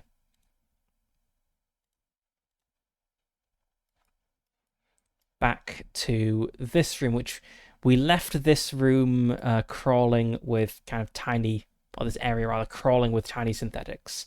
Though an area is bigger than a room, so there's a decent chance we don't get noticed. But I think there's a non-zero chance we do get noticed. So let's go for a theme to see what sort of state this overgrown bioproduction facility is in at the moment. Deception. Possibly opposition. Okay, so that suggests there could be a trap. We've got deception. I'm going to... Oh, what have we got for actions? Locate and inform. So I think when we come in here, we've got to be stealthy, because we think there's swarms of things here, and stealth is Dex, I believe, for these guys. Yeah. So I think we should roll for the worst stealth, which is going to be Miesha. We also need to determine what happened to Zhao, but we'll get to him later. Okay, Miesha is very stealthy. So I'll say, since we got a 20 on that, a crit success, I will say what happens is, as we're creeping through the robot, not the robot, the robot, sorry, if you just pass straight through.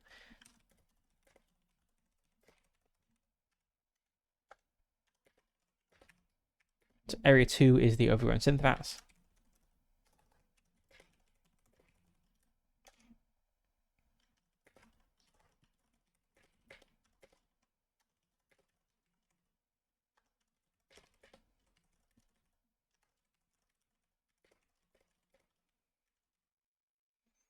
So Miesha and I creep into the facility, our eyes peeled, and I think we see it looks kind of empty, but Miesha just like holds up a hand silently and then points, and we see the little synth things kind of like hiding behind vats and so on, waiting to ambush anyone who enters. But because we're so stealthy, we can creep through.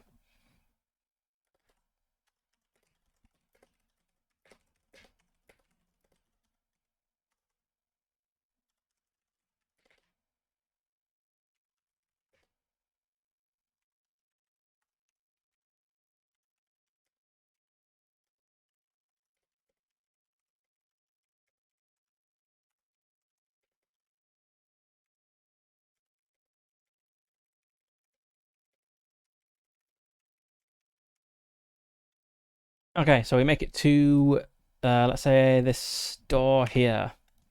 Got a... roll to break our way through this door, as this is also locked as the facility is in lockdown. 2 and 8. I guess the next roll is going to be between. It is. Okay. I need to know what sort of door it is.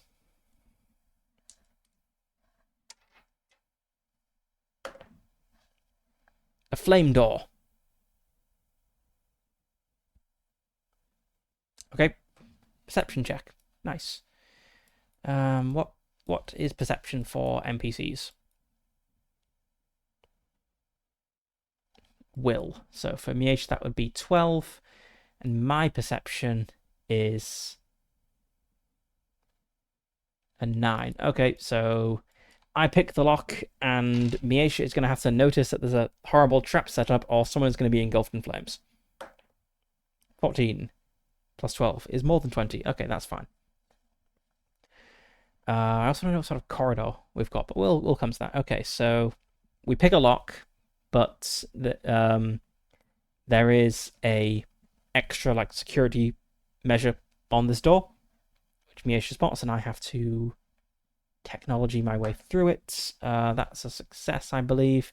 18 technology. Okay, so I disarm the trap.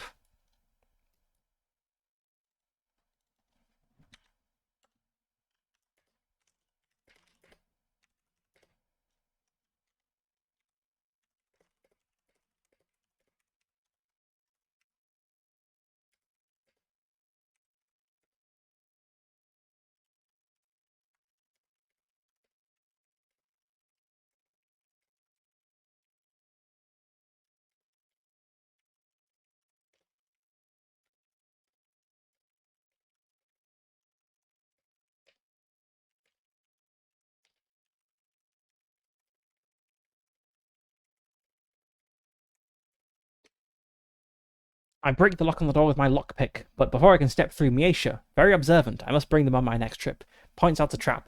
Thankfully, I am able to disarm it, and we continue on.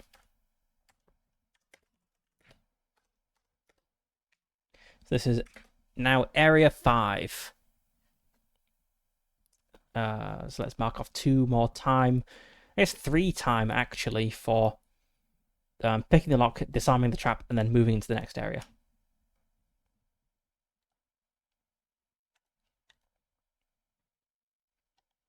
And I don't think I updated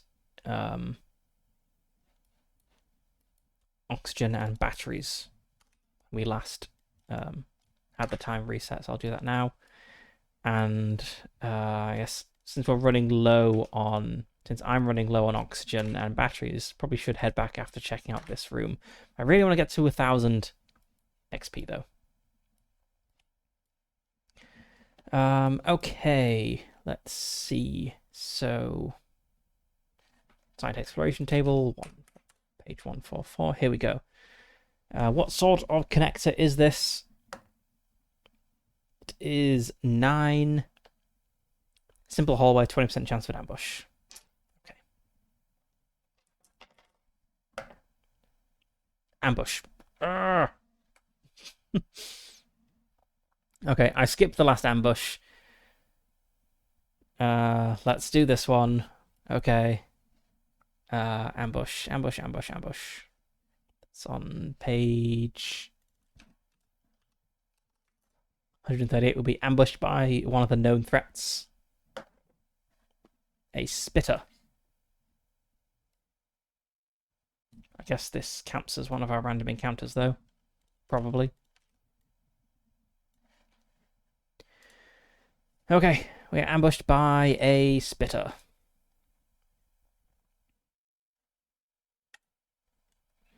Humanoid creatures with immense speed and agility. They look slightly insectoid with 6 extremities which allow them to hold onto any surface and quickly jump from point to point before attacking their prey. Spitters are named after their ability to spit acidic projectiles. They kind of fit the theme of this area. With incredible accuracy. Their nimbleness and speed makes them difficult to fight without long-range weapons. I think this is an excellent creature to run away from. Let's roll for a battle map. Okay, we'll go for this one.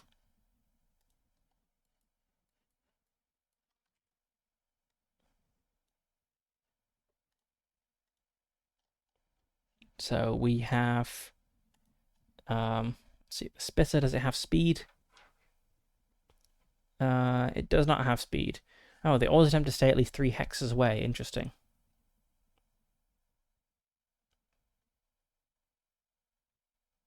But it has a ranged attack of 10 hexes. That's further than our weapons.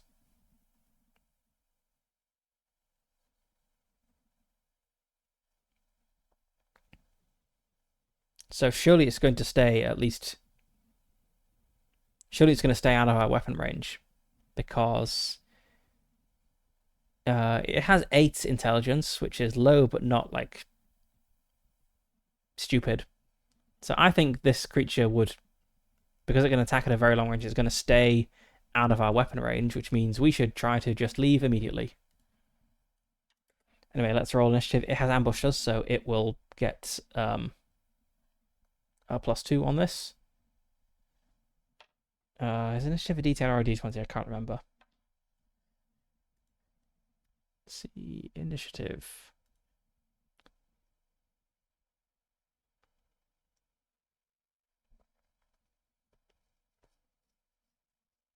It's a D10. Okay. Spitter has initiative of 5.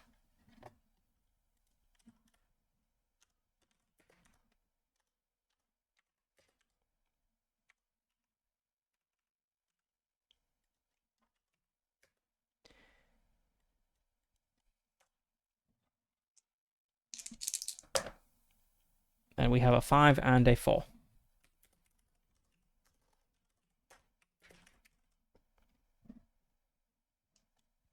Okay, let's see which side the creature comes in on.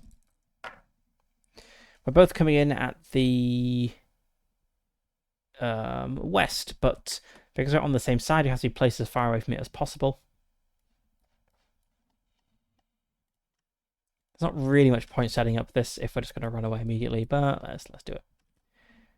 Okay, so I guess it's going to be like down here, and we're going to be up here. How many hexes away is that? That's 1, 2, 3, 4, 5, 6, 7, 8, 9, 10. And it can move 3. 1, 2, 3. Okay, so I think actually I guess it could maybe start. No, it has to be in the first row. So it could hit someone. It's going to randomize the order in which these characters are placed. So 1 to 3, Sal's will be at top. 4 to 6, Miesha. Okay. So I think it can actually run up and hit someone before we all escape, especially because it's going first. Right, okay, so that's combat started. It's round, it moves 3 hexes. It randomly picks a target. Okay, let's do that. We go for Silas.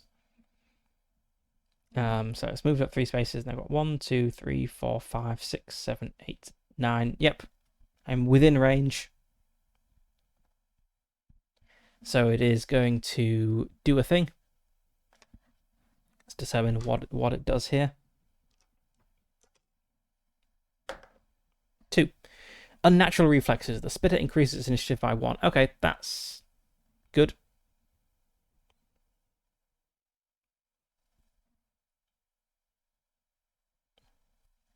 I'm very happy with that. It's already at the top of the initiative, so it doesn't really matter. Okay, Miesha moves back 1 hex. Silas moves off 1 hex. The Spitter's turn. It switches the target to Miesha. 1, 2, 3, 4, 5, 6, 7, 8, 9. It is still in range, so I think I'll just roll to see what it does rather than move first. 9. Toxic Spit. The Spitter vomits a sphere of mucus. The target must test con or become blinded and stunned for D4 rounds. Let's see. That's just a little roll to hit. Surely it has to roll to hit.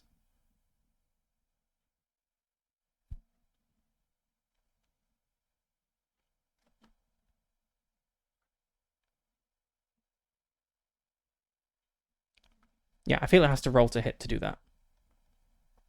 So it has a +8 to its attack skill, and Miesha has a +10 to their dodge. Nope. This is Miesha's second natural 20 in a row, with a like Matrix-esque repositioning.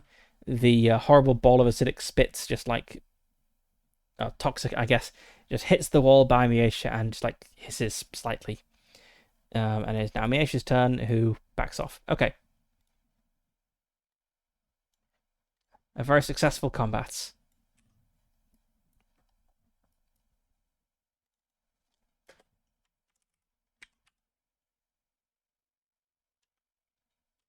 We'll work out what that is in a moment.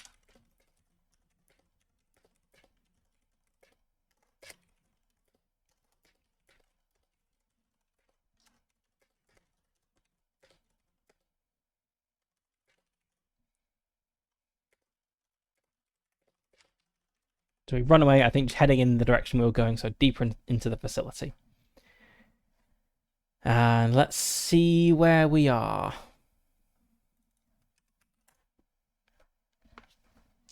Let's roll on the exploration table, and we'll go on the theme table if we need more detail.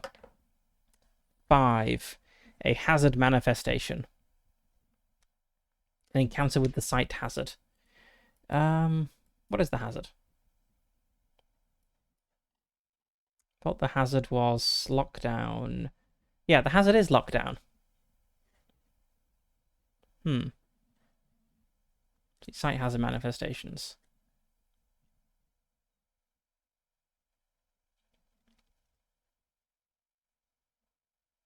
I see. Right, yeah, so I have an example. Rolling destroys a piece of gear while in a lockdown site could mean an automatic door suddenly shuts, smashing a character's medical kit. Okay. Let's just have a d20 to roll on to see what happens here. 12. Removes an advantage or strength. Okay, what are our advantages? We don't really have many advantages, I don't think.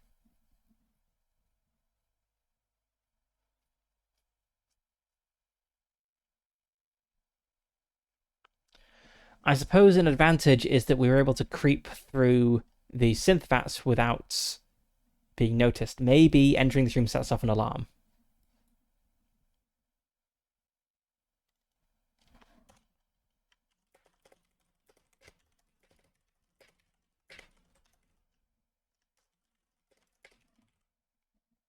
As we enter the room, a loud alarm starts to sound. This will draw the synths. Okay.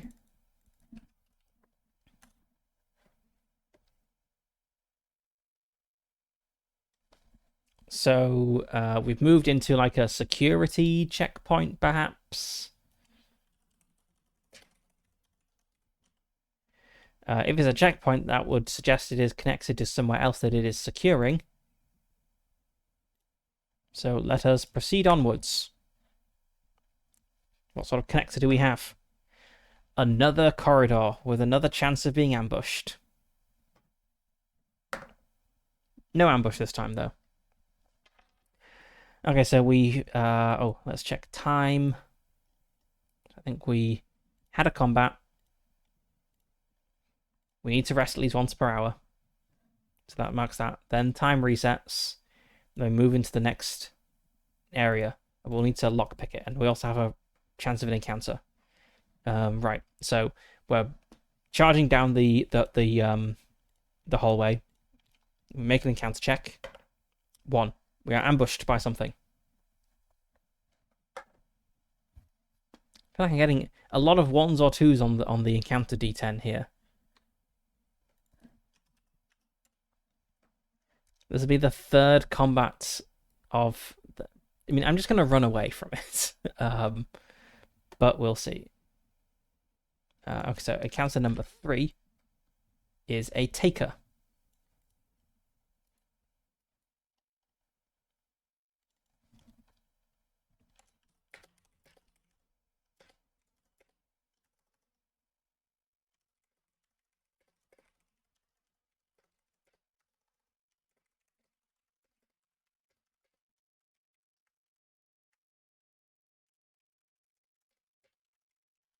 We run through the checkpoint, but not before a taker is attracted to the commotion. Okay, let's see. Taker.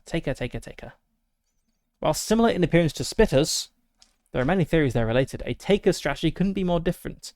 Takers close the distance to their intended target and grab them as fast as possible before doing one of two things.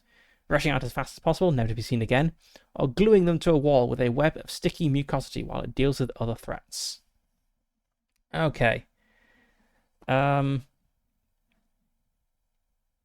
I think unless we end up on the same side, like entering the map on the same side, I'm not going to bother setting up the battle map because we're just going to retreat. So let's just roll to see which side we start on.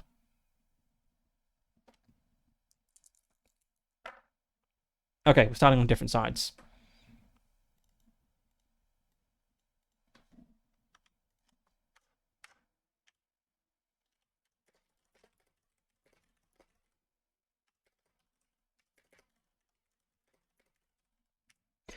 We run through the checkpoint. A taker is attracted to the commotion, but we don't slow down. That's a problem for later. So I want to say that, so we have like a taker in room 5 here and a load of synths in room 2 here. We'll have to like sneak past these on our way back or whatever. But we make it to the door to room 6 at least, which we need to break our way through again. This is going to take some more time. And time means oxygen. So, getting close to the point where Miesha's going to have to share oxygen with me. Actually, let's just hand over 2 oxygen, 2 batteries.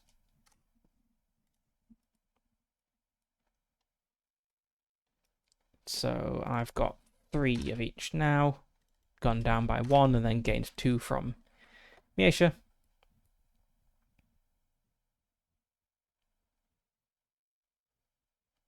Okay. The door. Yes, the door. What sort of door is it? 5. I feel like I just had a 5. Let's go for a different door type. 2. A dread door. Something feels wrong about this door. Your head feels dizzy when you look at it. Character must pass a resolve check to interact with it. Okay, so we come across some sort of really horribly imposing door.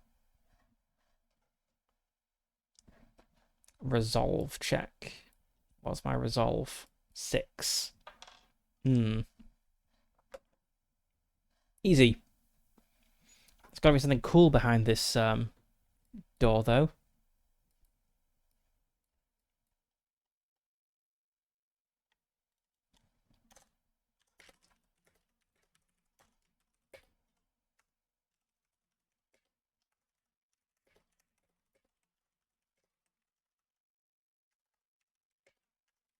It makes sense that something very imposing would be beyond a security checkpoint. So the corridor from the security checkpoint ends at a very imposing door.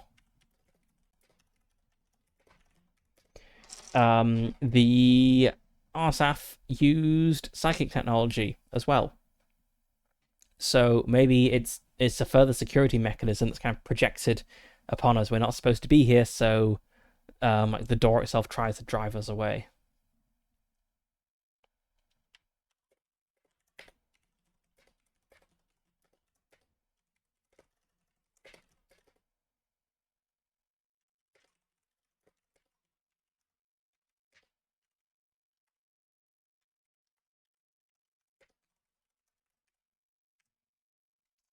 But I have mastered my fear, and so I can approach the door, and let's hack our way through it. So, between a 1 and a 7, I think I'm going to roll between. 8. No. Okay, so I spend a unit of time, and nothing happens. Like, I fail to get through the lock. 5 and 9. I think I'm going to roll outside of that. 3. Okay. So, it just takes me 2 points of time to get through the door. And 1 point of time because I'm moving to a new area. So I think we will have to turn back after this room as resources are starting to get low.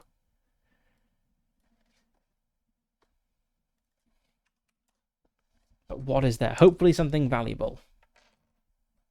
I really want to level up. 9. Fixed events.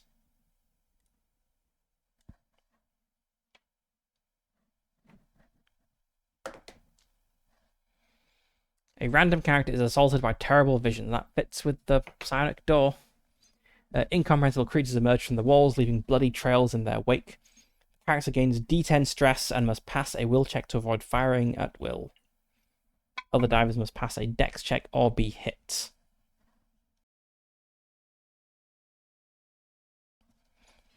Okay, let's pick at random. Okay, it's Miesha.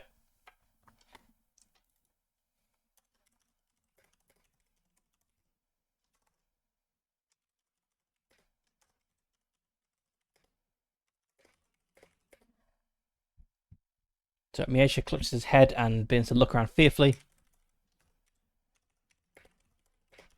Looks around wildly. His eyes focus.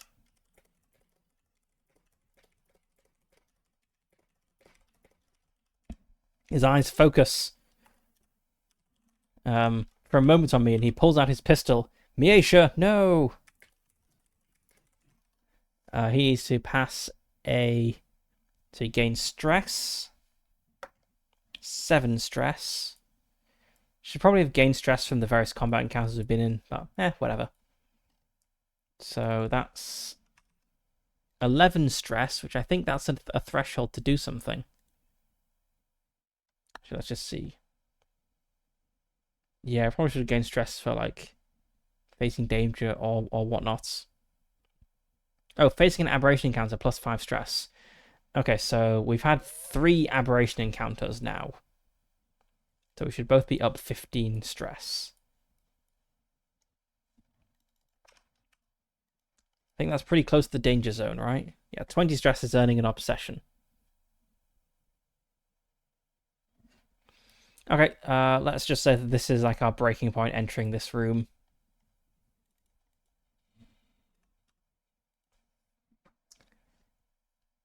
Right, so we're both going to react negatively. Let's roll a resolve check. I pass, and Miesha also passes. Okay, so we've like resisted freaking out so far. But this room is really pushing it. So Miesha is going to earn a permanent obsession and a trauma. Okay. Let's see, obsessions.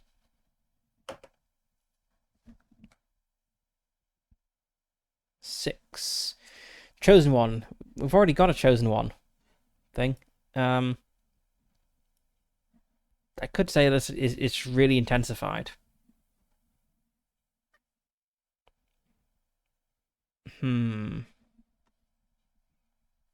So Miesha's current obsession is I must become the very best medic, so nobody dies again.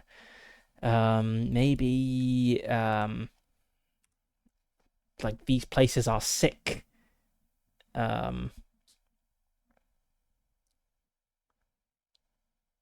isn't safe. Nobody should ever go.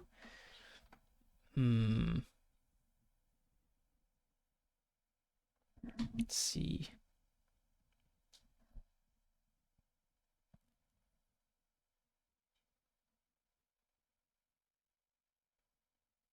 Maybe Miesha will not allow anyone to go off by themselves again.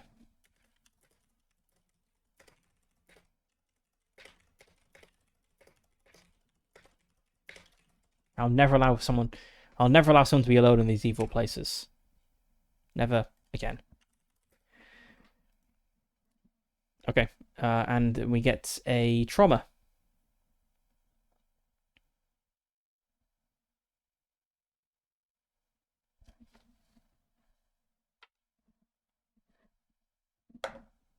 Eight. You hyperventilate when you enter combat, immediately expending 1 oxygen pellet. Oh, that's awful.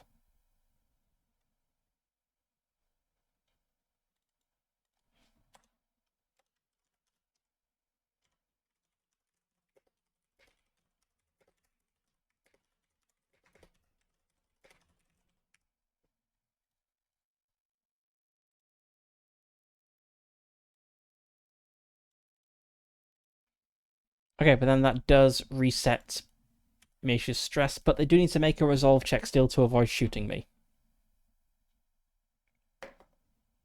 And resolve is will. Okay, that's fine.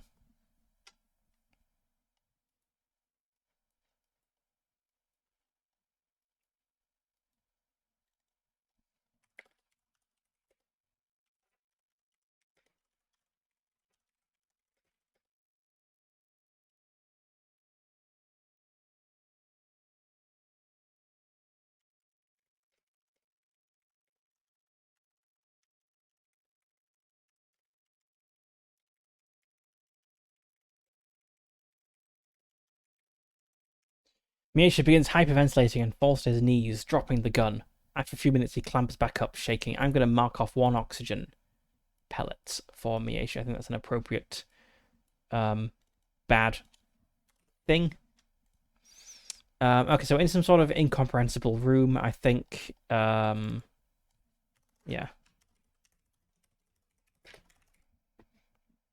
That was a good room description. Incomprehensible room. Let's roll for a theme to see what sort of thing it is, but I think we just don't really know what this sort of room is. It's got some sort of weird psychic defenses behind a secure door. Who knows what's going on here? Like, just entering it nearly drove one person mad. It's very alien. 25. Wound, or possibly 52. Action. Yeah. Incomprehensible room. That will do. Let's search the room for stuff. For any loot we can take, and even if there's nothing here, we'll just go. I think we can't stay around any longer. 6. No loot. Okay.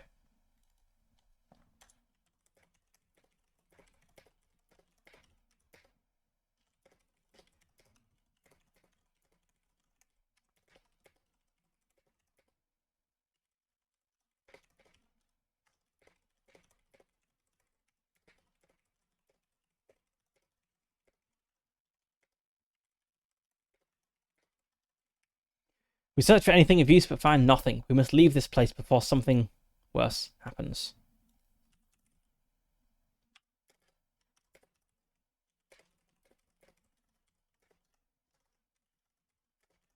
I wonder what has happened to Zhao. Okay, so we need to mark off a time for searching the place, and then we are heading out of here. So we're in room 6 here. We'll spend 1 user time to go to room 5. Then I think we need to rest. Yep. Okay, we rest, which means we need to roll for a random encounter to see if we are ambushed. Oh my god, we're ambushed again. Another 1 or 2 on the D10. And it's encounter number 4. We're getting them in sequence. We've had encounters 1, 2, 3, and now 4.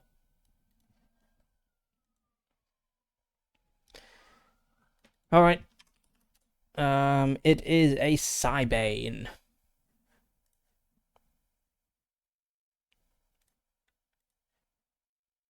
Again, we're just going to run away from.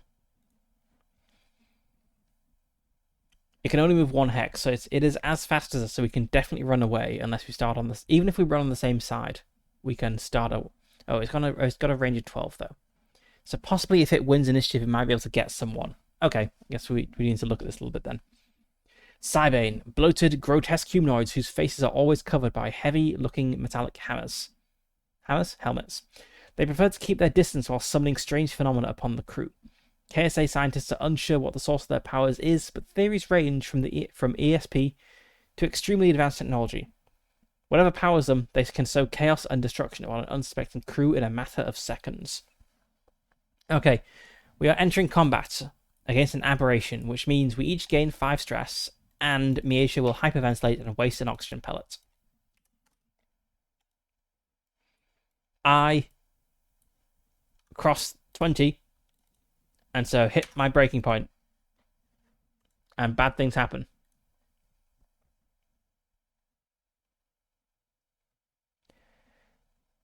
So I've already done the reacting negatively to stress, but I'm going to gain an obsession and a trauma. So we've gone on a mission. The first mission we've gone on. 2 characters have died. The 3 surviving characters between them have gained 5... have had 5 mental breaks. We've not even got enough money to level up. Okay. Obsession.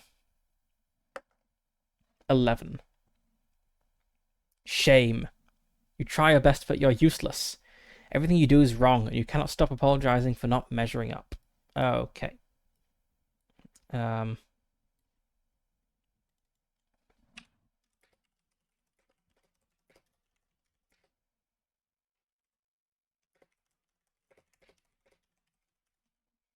Obsessed with becoming a famous diver, ashamed at how poorly the missions go in practice.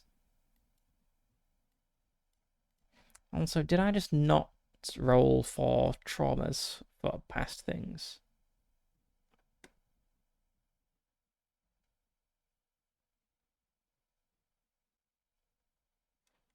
Let's see. Okay. Oh, right, so when you get to 20 stress, you gain an obsession and a trauma. So I think I've not actually rolled for all the traumas I should have. I'm going to need more space for this. Okay. So I need 2 traumas here, as I don't have any. And I need a second trauma for Miesha and a trauma for Zhao.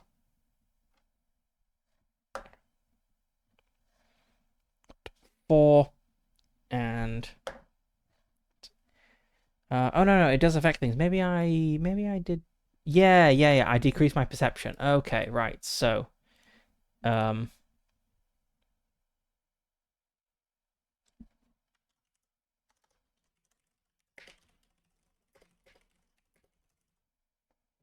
note down what I've got. So I'm distracted and can't focus, and I've just rolled a 4, which means I have shaking hands. I'm shaking hands when the enemy gets close, I think. So I'm going to take a -1 to close combat. Then, did I get all the traumas for these guys? So, Zhao, yes, he has -1 perception. And I only see one thing for Miesha. It might have been the have a heart attack. I'll assume that I've got that sorted out appropriately then.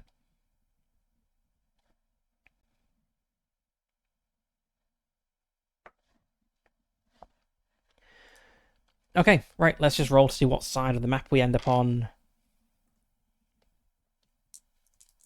Okay, we're ending up on opposite sides of the map. Let's just see where those are. On the north and the west. And it has an attack range of 12. So let's just see. So it's going to be like over here, but is it going to be at the top or the bottom?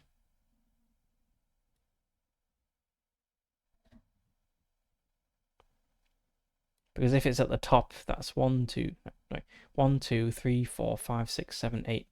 Yeah, so that'll be in range. But if it's at the bottom, it's not in range. So I guess we could be in the top, middle, or bottom of each side.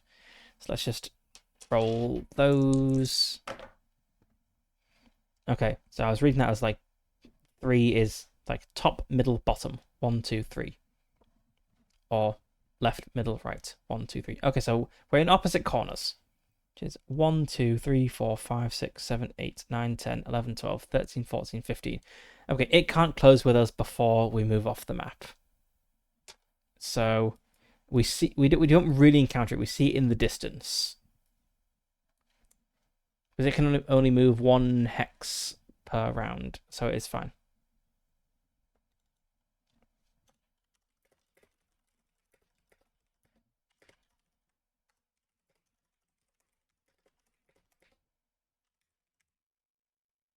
In the distance, we see a Cybane approaching. Time to flee.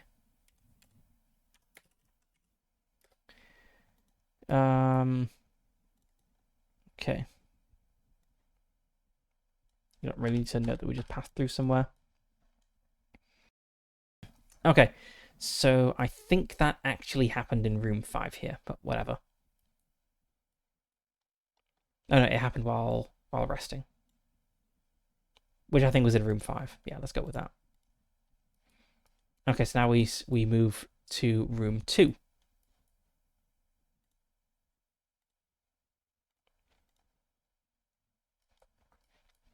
This is full of swarms of synths, so let's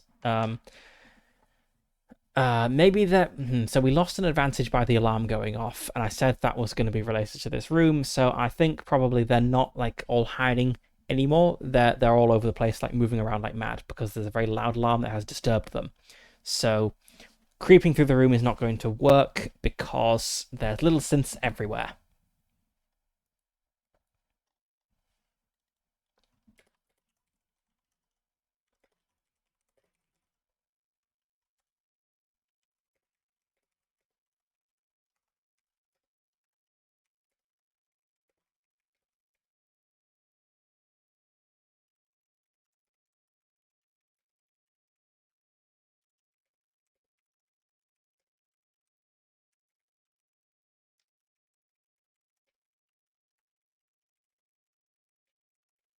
The alarm has disturbed them. The area is literally crawling with miniature synths. There'll be no sneaking through this time. So we need some other way to get around. Wow, it's amazing how much more gets done in a session if you don't spend like 2/3 of it in a single fight. Okay, how do we get past the synths? How do we get past the synths? So if stealth isn't going to work, can we like we don't have a flamethrower. We established that. Also, I should note down rooms that I have scavenged. Let's have a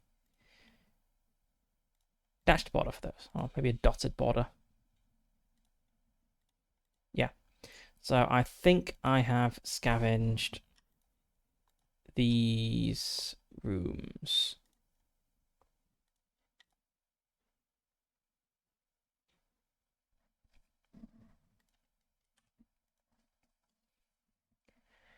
Okay, so we can't sneak through. Maybe we have to kind of do the same thing before, which is like climbing up onto the like up all the tubing hanging down from the ceiling. I'm just wondering. I do kind of like the idea I mentioned earlier of like using an oxygen pellet as a bomb.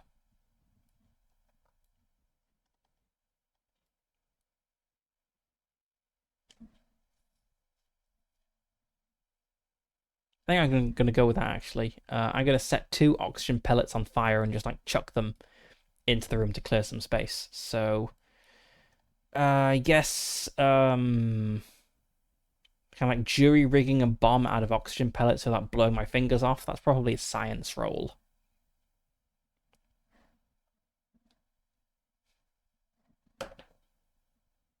And I succeed on that. Oh, there's a space for noting down traumas. Let's note down that. So I have 2 traumas.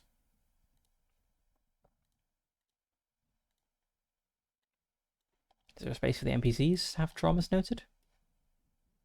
No. Okay, right. So I science up a little bomb out of oxygen pellets and, let's say, a battery. So I'll mark off 2 oxygen pellets and 1 battery. And let's make a ranged combat roll to chuck this in. And I think so success means we'll like clear a path here. A failure means maybe we'll take some damage as we get through. I don't know.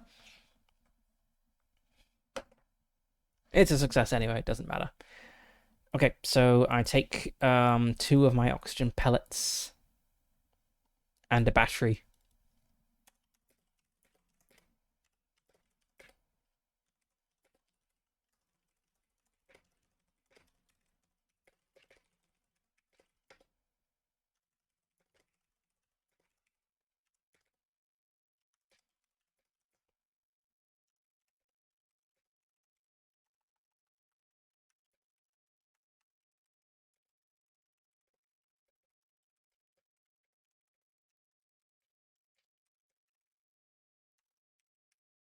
I take 2 of my 3 remaining oxygen pellets and a battery and produce a makeshift bomb.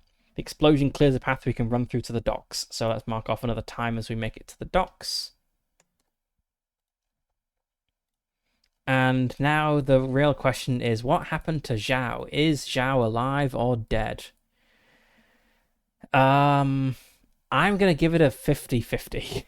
I think. Let's see.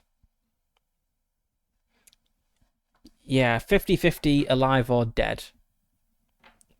Like, we've abandoned them in this hostile place for a while. Actually, I guess they could have hidden on the ship. If they've locked themselves on the ship, they're going to be safe. Okay, let's downgrade that line. Let's say it's likely that they're alive. They're alive. With no qualifier. So Zhao has like barricaded himself. Not really barricaded. He's got on the ship and shut the door.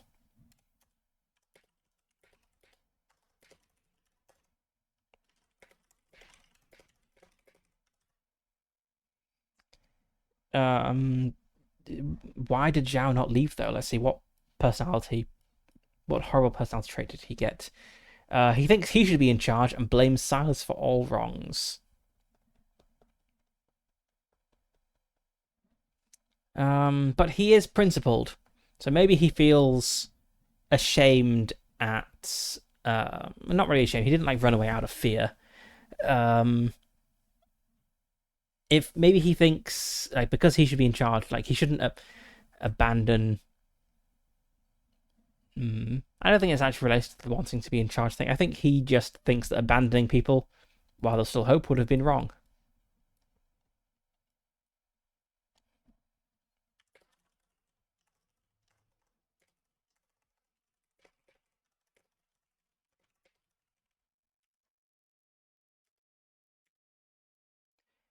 So we find Zhao with the ship prepared to depart at a moment's notice.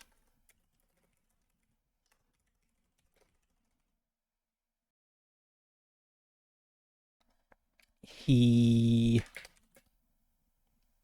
tells us to hurry.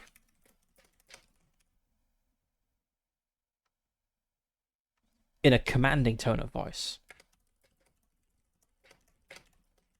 Because he thinks he should be in charge.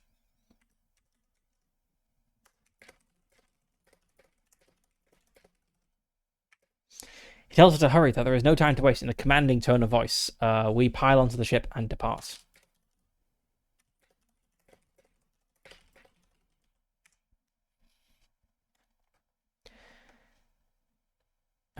With miniature synths pursuing us.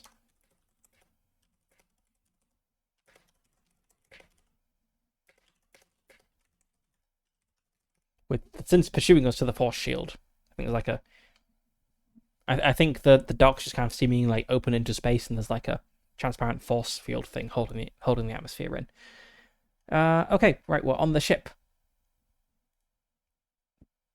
I wonder if we need to have... So we know how long it's going to take to get back. But I suppose we do need to roll to see for random travel events. So it was a 2-week journey. Each week has a cumulative 20% chance of a random travel event. Okay. So let's roll for week 1. Nope. And then week 2. Nope. Okay, we make it back without incident.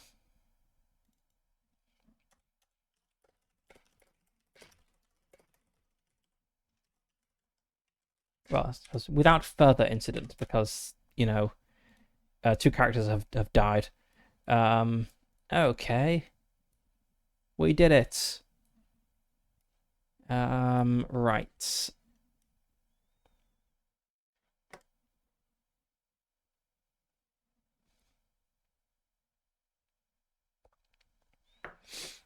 Let's see. So we've made it back.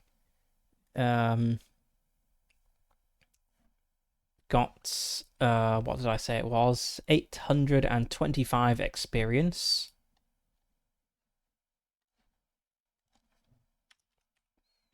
Which is not quite enough to level up, unfortunately. I assume we split the loot 3 ways, so I get 275 coins, which I add to my 380. So I'm at 655. Shall get rid of all these. And I need to pay for my rent and stuff. So I think it's been 30 days since my character arrived at Karam Station. We're now on week 4. Week 4, cycle 3. Which is 31 days, actually. No, because we arrived on week 1, cycle 1, so that day wouldn't count. So that's 30 days.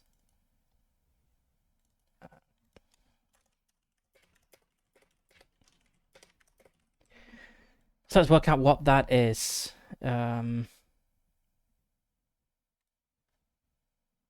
think it's like 1 coin per day for thing.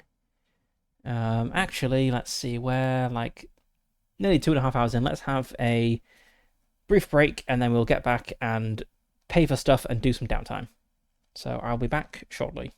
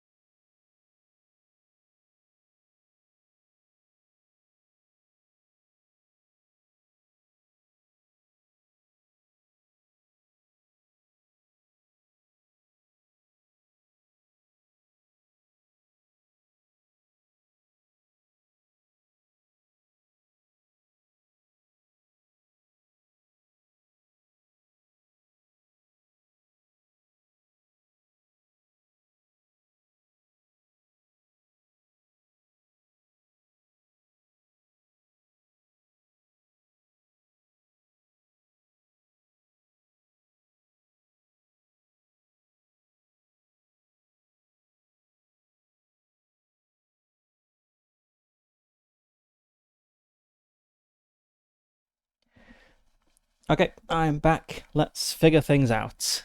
So 30 days of rent and tax. Okay, what sort of accommodation did I get? Did I note that down? I think I said I went for standard.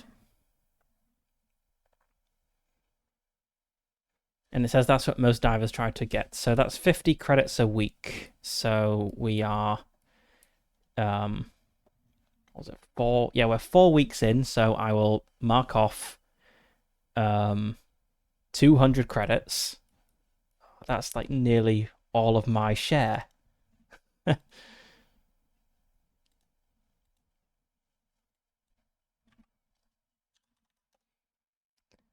Yes, okay, so since it took 2 weeks to get there and 2 weeks to get back, I actually only profited 75 credits from this.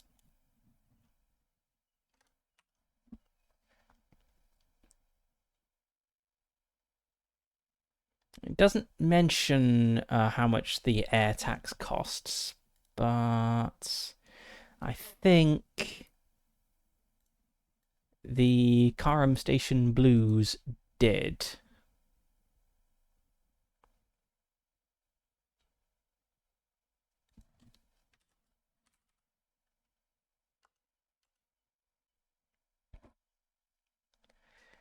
Yes, 1 DC per cycle. So I need to mark off another 30.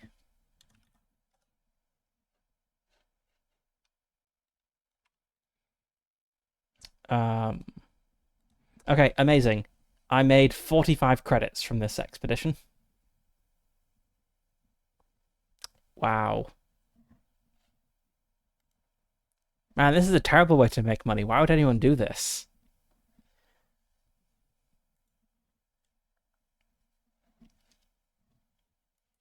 Let's note that down.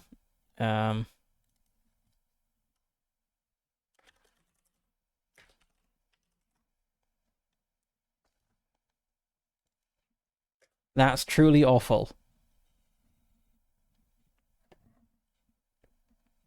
45. Yeah, amazing.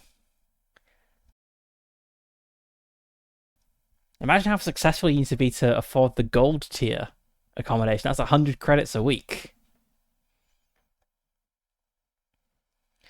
Okay, right. Let's see. So what is going on in the station? What fun downtime activities can we do that is not going to break the bank, given that we barely broke even from that expedition?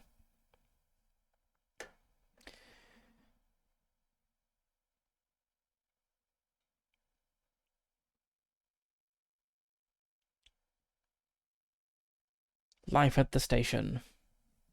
Mm-hmm.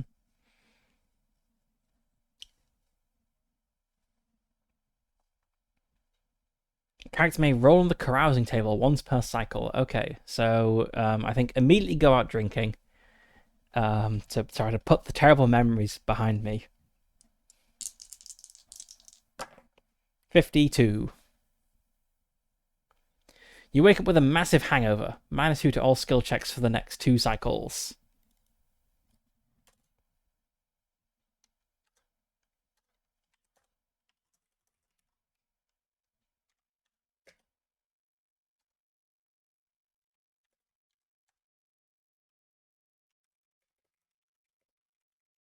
I don't think I'm really going to be making skill checks.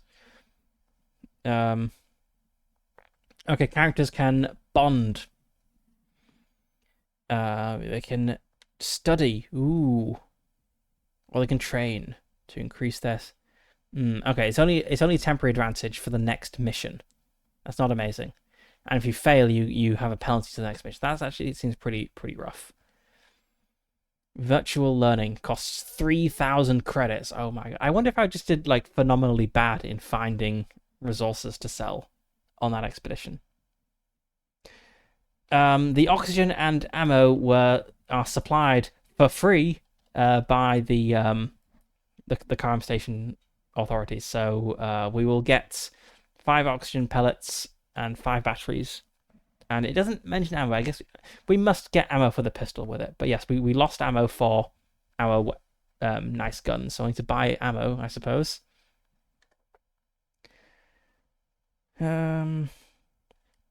With a combination of intimidation, seduction, and simple friendliness, a character can attempt to convince a KSA staff member to give them an edge on the next mission. Perform a manipulation check. If you succeed, pick up to 200 DC in extra free supplies for your next mission. If you fail, you anger your contact and possibly the superior and are charged a 200 DC fee. If you can't pay it, 400 DC will be deducted from your next mission payment. Hmm. Am I good at manipulating people?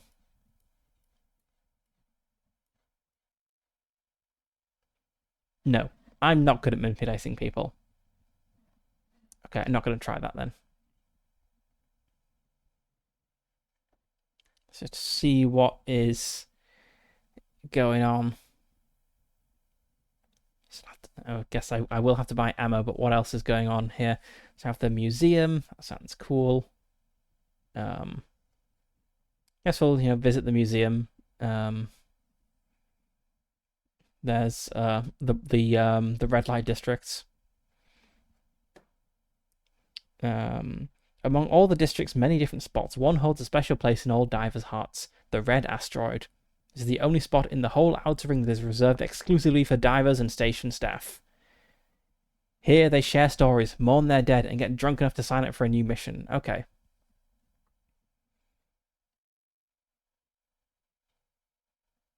Oh, there's a bunch of things we can roll on to see like what is going on here. So, yeah, we'll spend some time. Silas will spend some time wandering around the districts. He feels that he's now one of the guys. I think. He knows why most divers have a kind of haunted look in their eyes, and as we know, he feels ashamed at how poorly the mission went. So I think he probably seeks comforts in company. And so what happens at the Red Asteroid?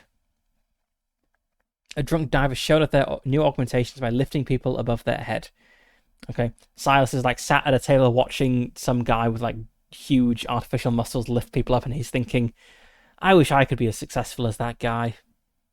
He like looks at the 45 coins in his pocket and thinks that I couldn't afford even the most basic of augmentations.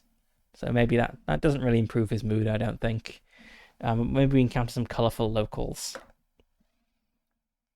Maintenance crew, no. So we finally leave. Maybe this is when we get our pounding headache. We finally leave after like hours of drinking, and just see like a maintenance crew at work and just, like wave to them as we stumble back to our room. And they don't really care about the corporation news. Let's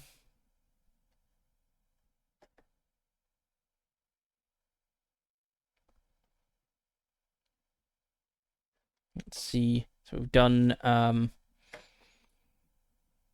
accommodation. Okay, medical costs. Deal with critical injuries. Oh, anti-radiation therapy. But I do not have 500 coins, so I cannot do that. Psychological therapy. That costs 8,000 credits. No way I can afford that. Okay, so we had a disastrous first mission, but we survived at least.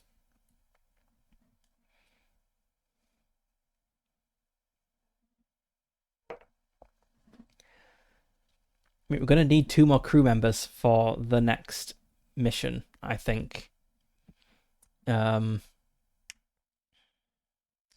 I mean, we could just go out with a crew of 3.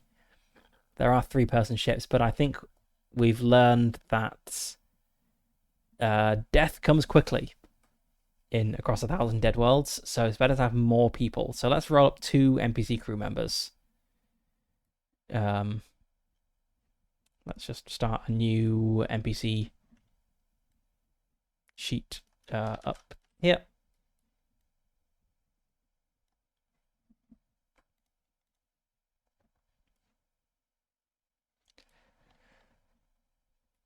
So, I guess we'll begin next time, I suppose, with heading out on a new mission, because we kind of need the money, with 2 new friends. Let's start with some names. Actually, no, let's just work through it in order. So, attributes. D6. Okay. 3 and 6. Let's copy over.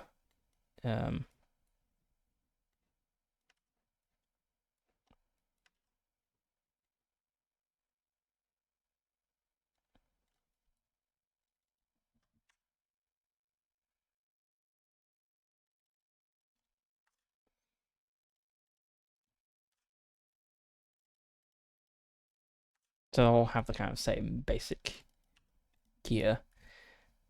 Okay. Right, so 3. That is 8 strength, 10 dexterity, 10 constitution, 12 will, 12 int, and 8 charisma. 3 wounds, 2 defense, 0. Ooh, stress is different for NPCs. NPC crew members gain 1 stress each time a PC gains any amount of stress. Every 10 stress inflicts a cumulative -1 to all their rolls, but there are no other effects or consequences from them gaining stress. Okay. That's good to know, because I don't really want to have to track like modifiers to perception and stuff.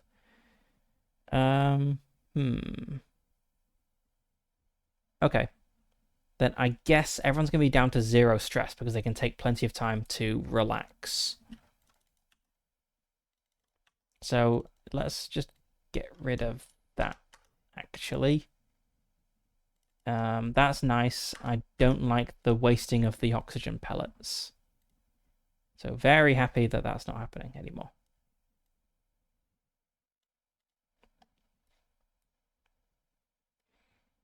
And actually, let's move our dead guys up. We'll have a separate list of dead NPC crew members, and we'll keep this list of 4 rather, for our crew. Let's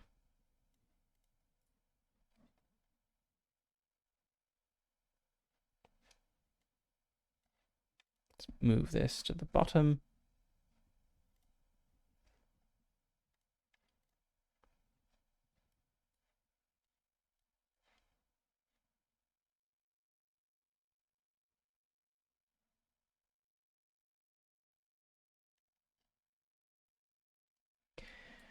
Okay, that's good to know. Talents. 7. Diligence medic. Whereas Miesha is a field medic. Different sorts of medic.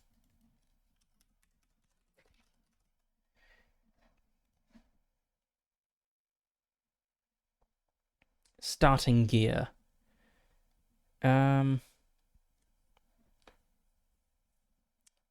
Maybe support, and then also give them a gun. So they have some sort of gun which will work out in a... Yeah, because I didn't give Miesha a nice gun, which was a mistake. So I put body armor in all of these as body armor.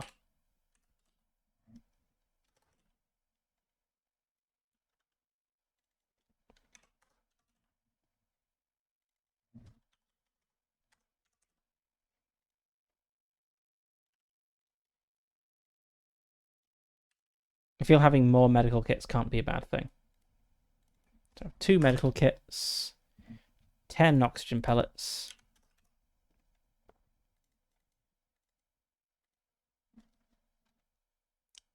Um, 10 ammo and 10 batteries.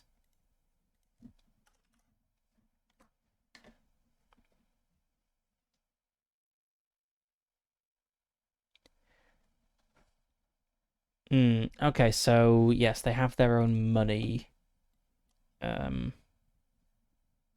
Although I guess not very much, because the profit for this mission was like almost nothing. Though maybe the NPCs live in the rubbish accommodation.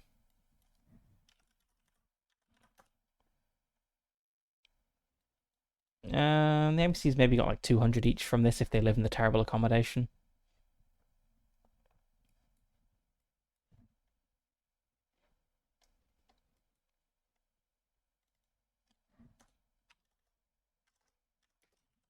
And they probably also had money from before. Yeah, let's say they've each got 200.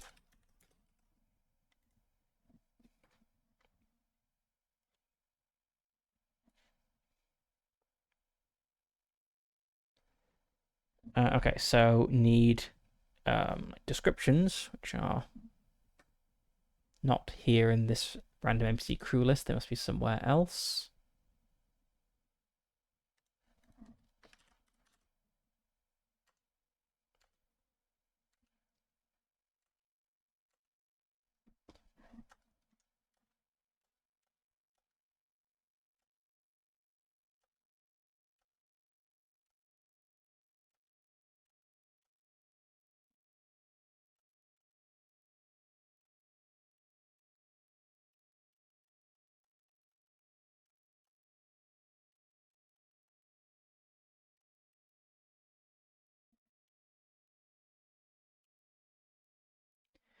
Okay, NPC details.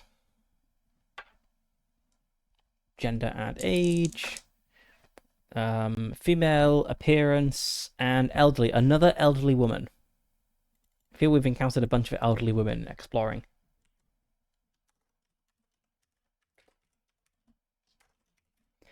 Elderly, female, descriptor.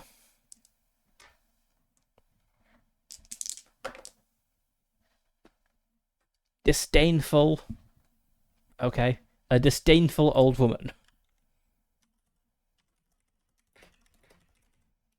That sounds unpleasant. A disdainful old woman who is called Andreas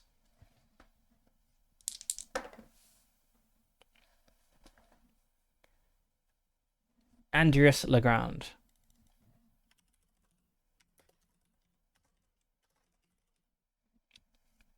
Let's do Andrea, which Andreas doesn't sound like a very female name. Nature.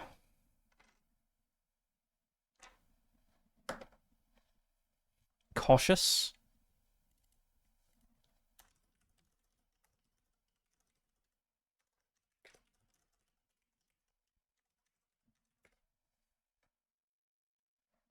And her quirk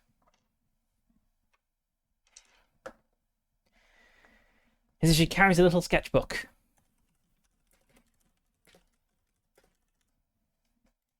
Did someone else carry a little book or something? I don't think so. No. Okay, I think that's one NPC. Let's go for a second NPC. And we will meet these characters when we set off on our next mission. 2, which is okay.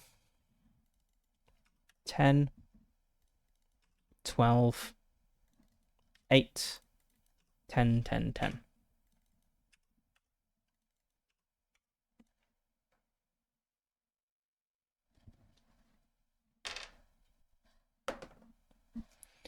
The talent is Resuscitate. Within 1 minute after a character dies, the NPC may perform a medical aid check. If they roll an impressive success or more, I don't know what an impressive success is, but we can look that up. The character is revived but remains unconscious for D10 plus 10 hours with 1 wound remaining. Okay, let's see. Impressive. Okay, that is rolling a 31 or above. It's a pretty tough roll, but okay.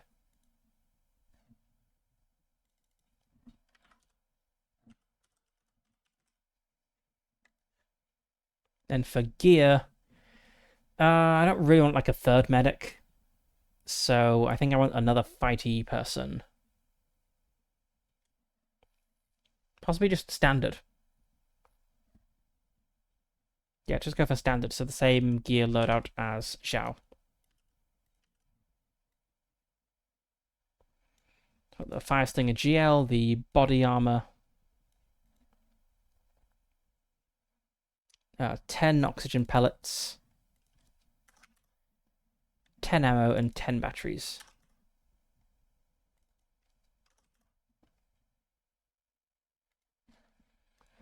Okay, now we need names and stuff. Who is this person? They are a middle-aged man. Oops.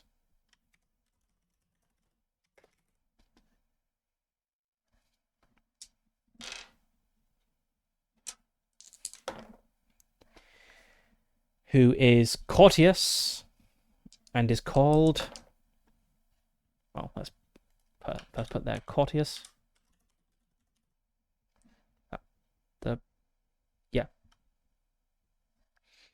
Their name is Huang.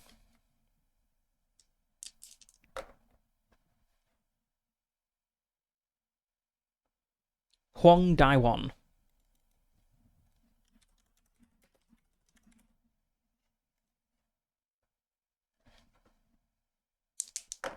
Oops, that's a D10. Let's say it's the 3. They are cautious. Courteous and cautious. All their personality traits begin with a C. And their quirk is that they are addicted to nicotine gums. We've had a lot of characters with that problem. So we had Nikita, addicted to nicotine gums. We've now got Huang, addicted to nicotine gums. And we have Miesha, addicted to nicotine gums.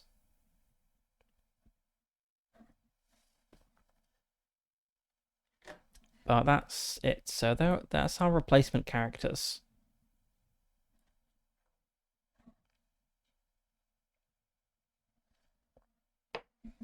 And I guess we'll end it here. So we got through a lot this time. Yeah,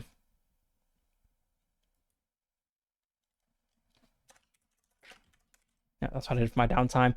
I paid my rent and tax. I got a massive hangover and I moped around. Oh, I also need to buy ammo. Let's do that now before I forget. No need to save that till next time.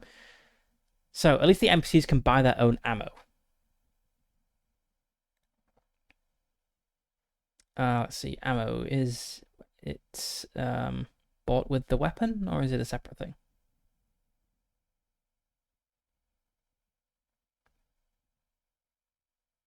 I think it might be a separate thing. General gear, perhaps. Yep. Oh, ammunition. 5 gear slots each. Also, it is light. Let me double check encumbrance.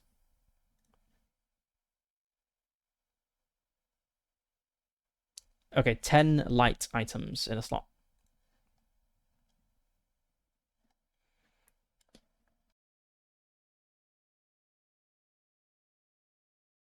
I feel like the ammo we had was a little bit tight, so I want to have... I'll have 20 ammo.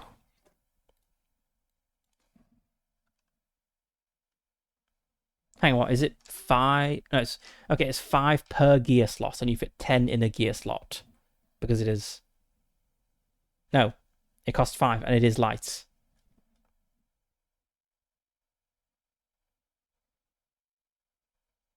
It costs 5 credits per bullet, but it says a clip of ammo. Oh, I was doing ammo completely wrong. Weapons consume 1 ammo each time the time track resets if they were fired. I was treating it as 1 ammo equals 1 shot. Okay. I should have, like, half my ammo back then. Everyone should have at least 5 ammo.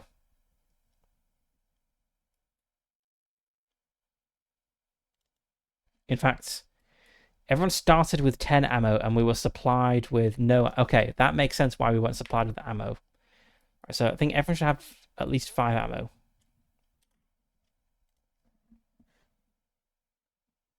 Okay, that's good to know.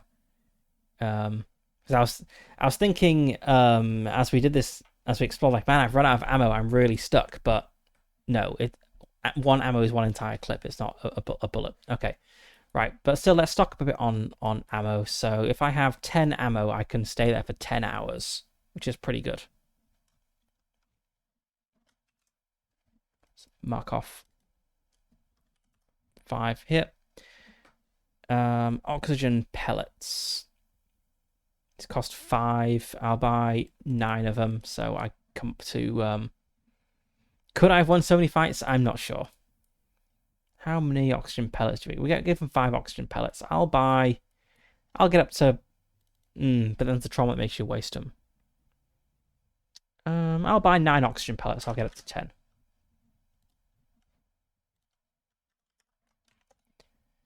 So that's 45. I've spent all of my money.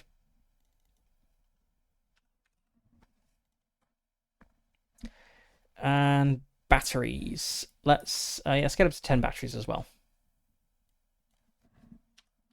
Batteries cost 5 as well. Okay.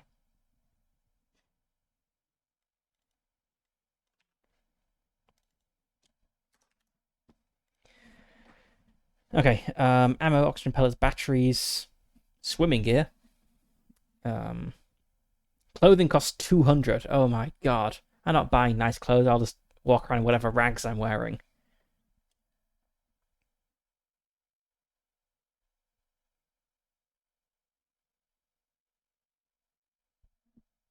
Emergency suit sealant sounds pretty handy.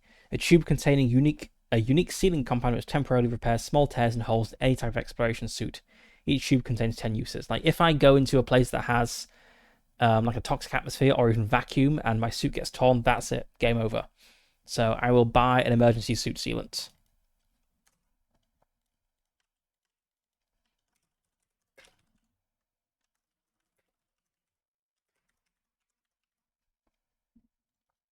Emergency sealant 10 uses. Left.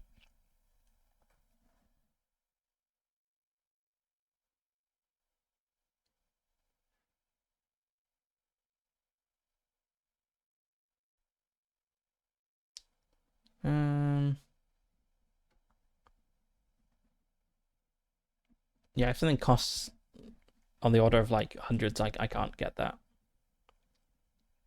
Ooh, a toolkit grants advances to all technology checks, but it costs 200. I don't think I can do that. A deployable auto turret. Wow. Advanced target recognition AI automatically targets hostiles within its 6 hex range, dealing 2d10 damage and concentrating fire until they're down. That sounds amazing.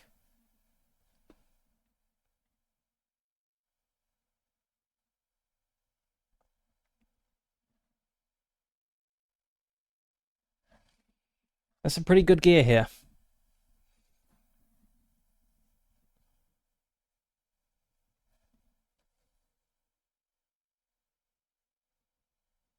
Okay, I think that's all I'm getting though.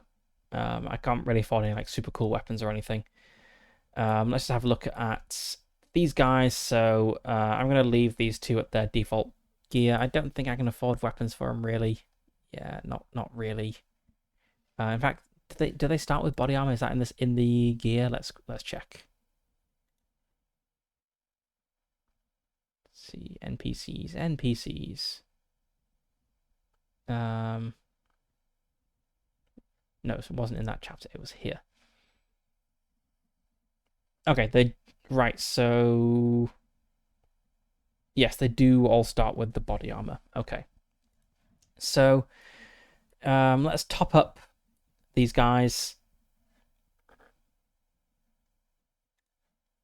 So we're gonna need 2 oxygen pellets here.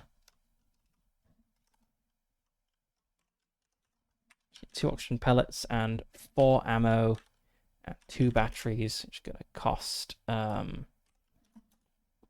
40. Oops.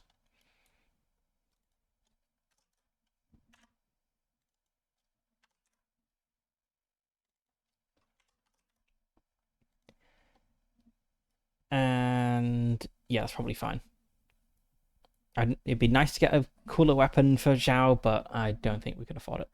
And then Miesho are going to need oxygen pellets, ammo, batteries, and ideally a medical kit as well. So I'll get back up to 2. So we need 7 oxygen pellets, 5 ammo, 5 batteries. That's 85. So got 115 left.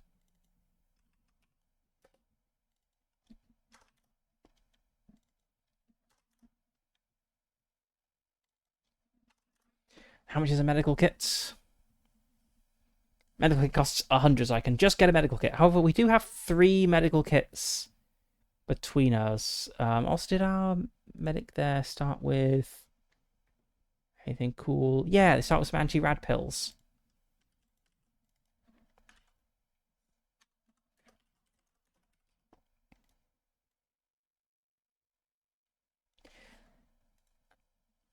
I think it might be good to get some of the more detailed, like more specific medical supplies. I think we ran out of anti-rad pills on the journey there from a leaking battery. Like maybe more anti-rad pills would be good. And we've got an antidote which cures poisons. We don't have anything to do that at the moment. Let's get 2 antidotes. So we'll have 2 anti-rads on Andrea and 2 antidotes on Miesha. And they can even like split it between them, so they've each got one of each just in case. Like if someone dies and they yeah. I guess we'll have to do that after we recruit Andrea on the next mission. So we have 2 anti-rads and 2 antidotes. We're very prepared for dotes. And antidotes cost 50, so yep, that's 100 gone. Does Xiao want some combat drugs? Compound R. Grants +5 stamina for 5 rounds at -1 dex and -1 int for 24 hours. Makes you fast, but makes you strong, but dumb. We have a booster that grants speed.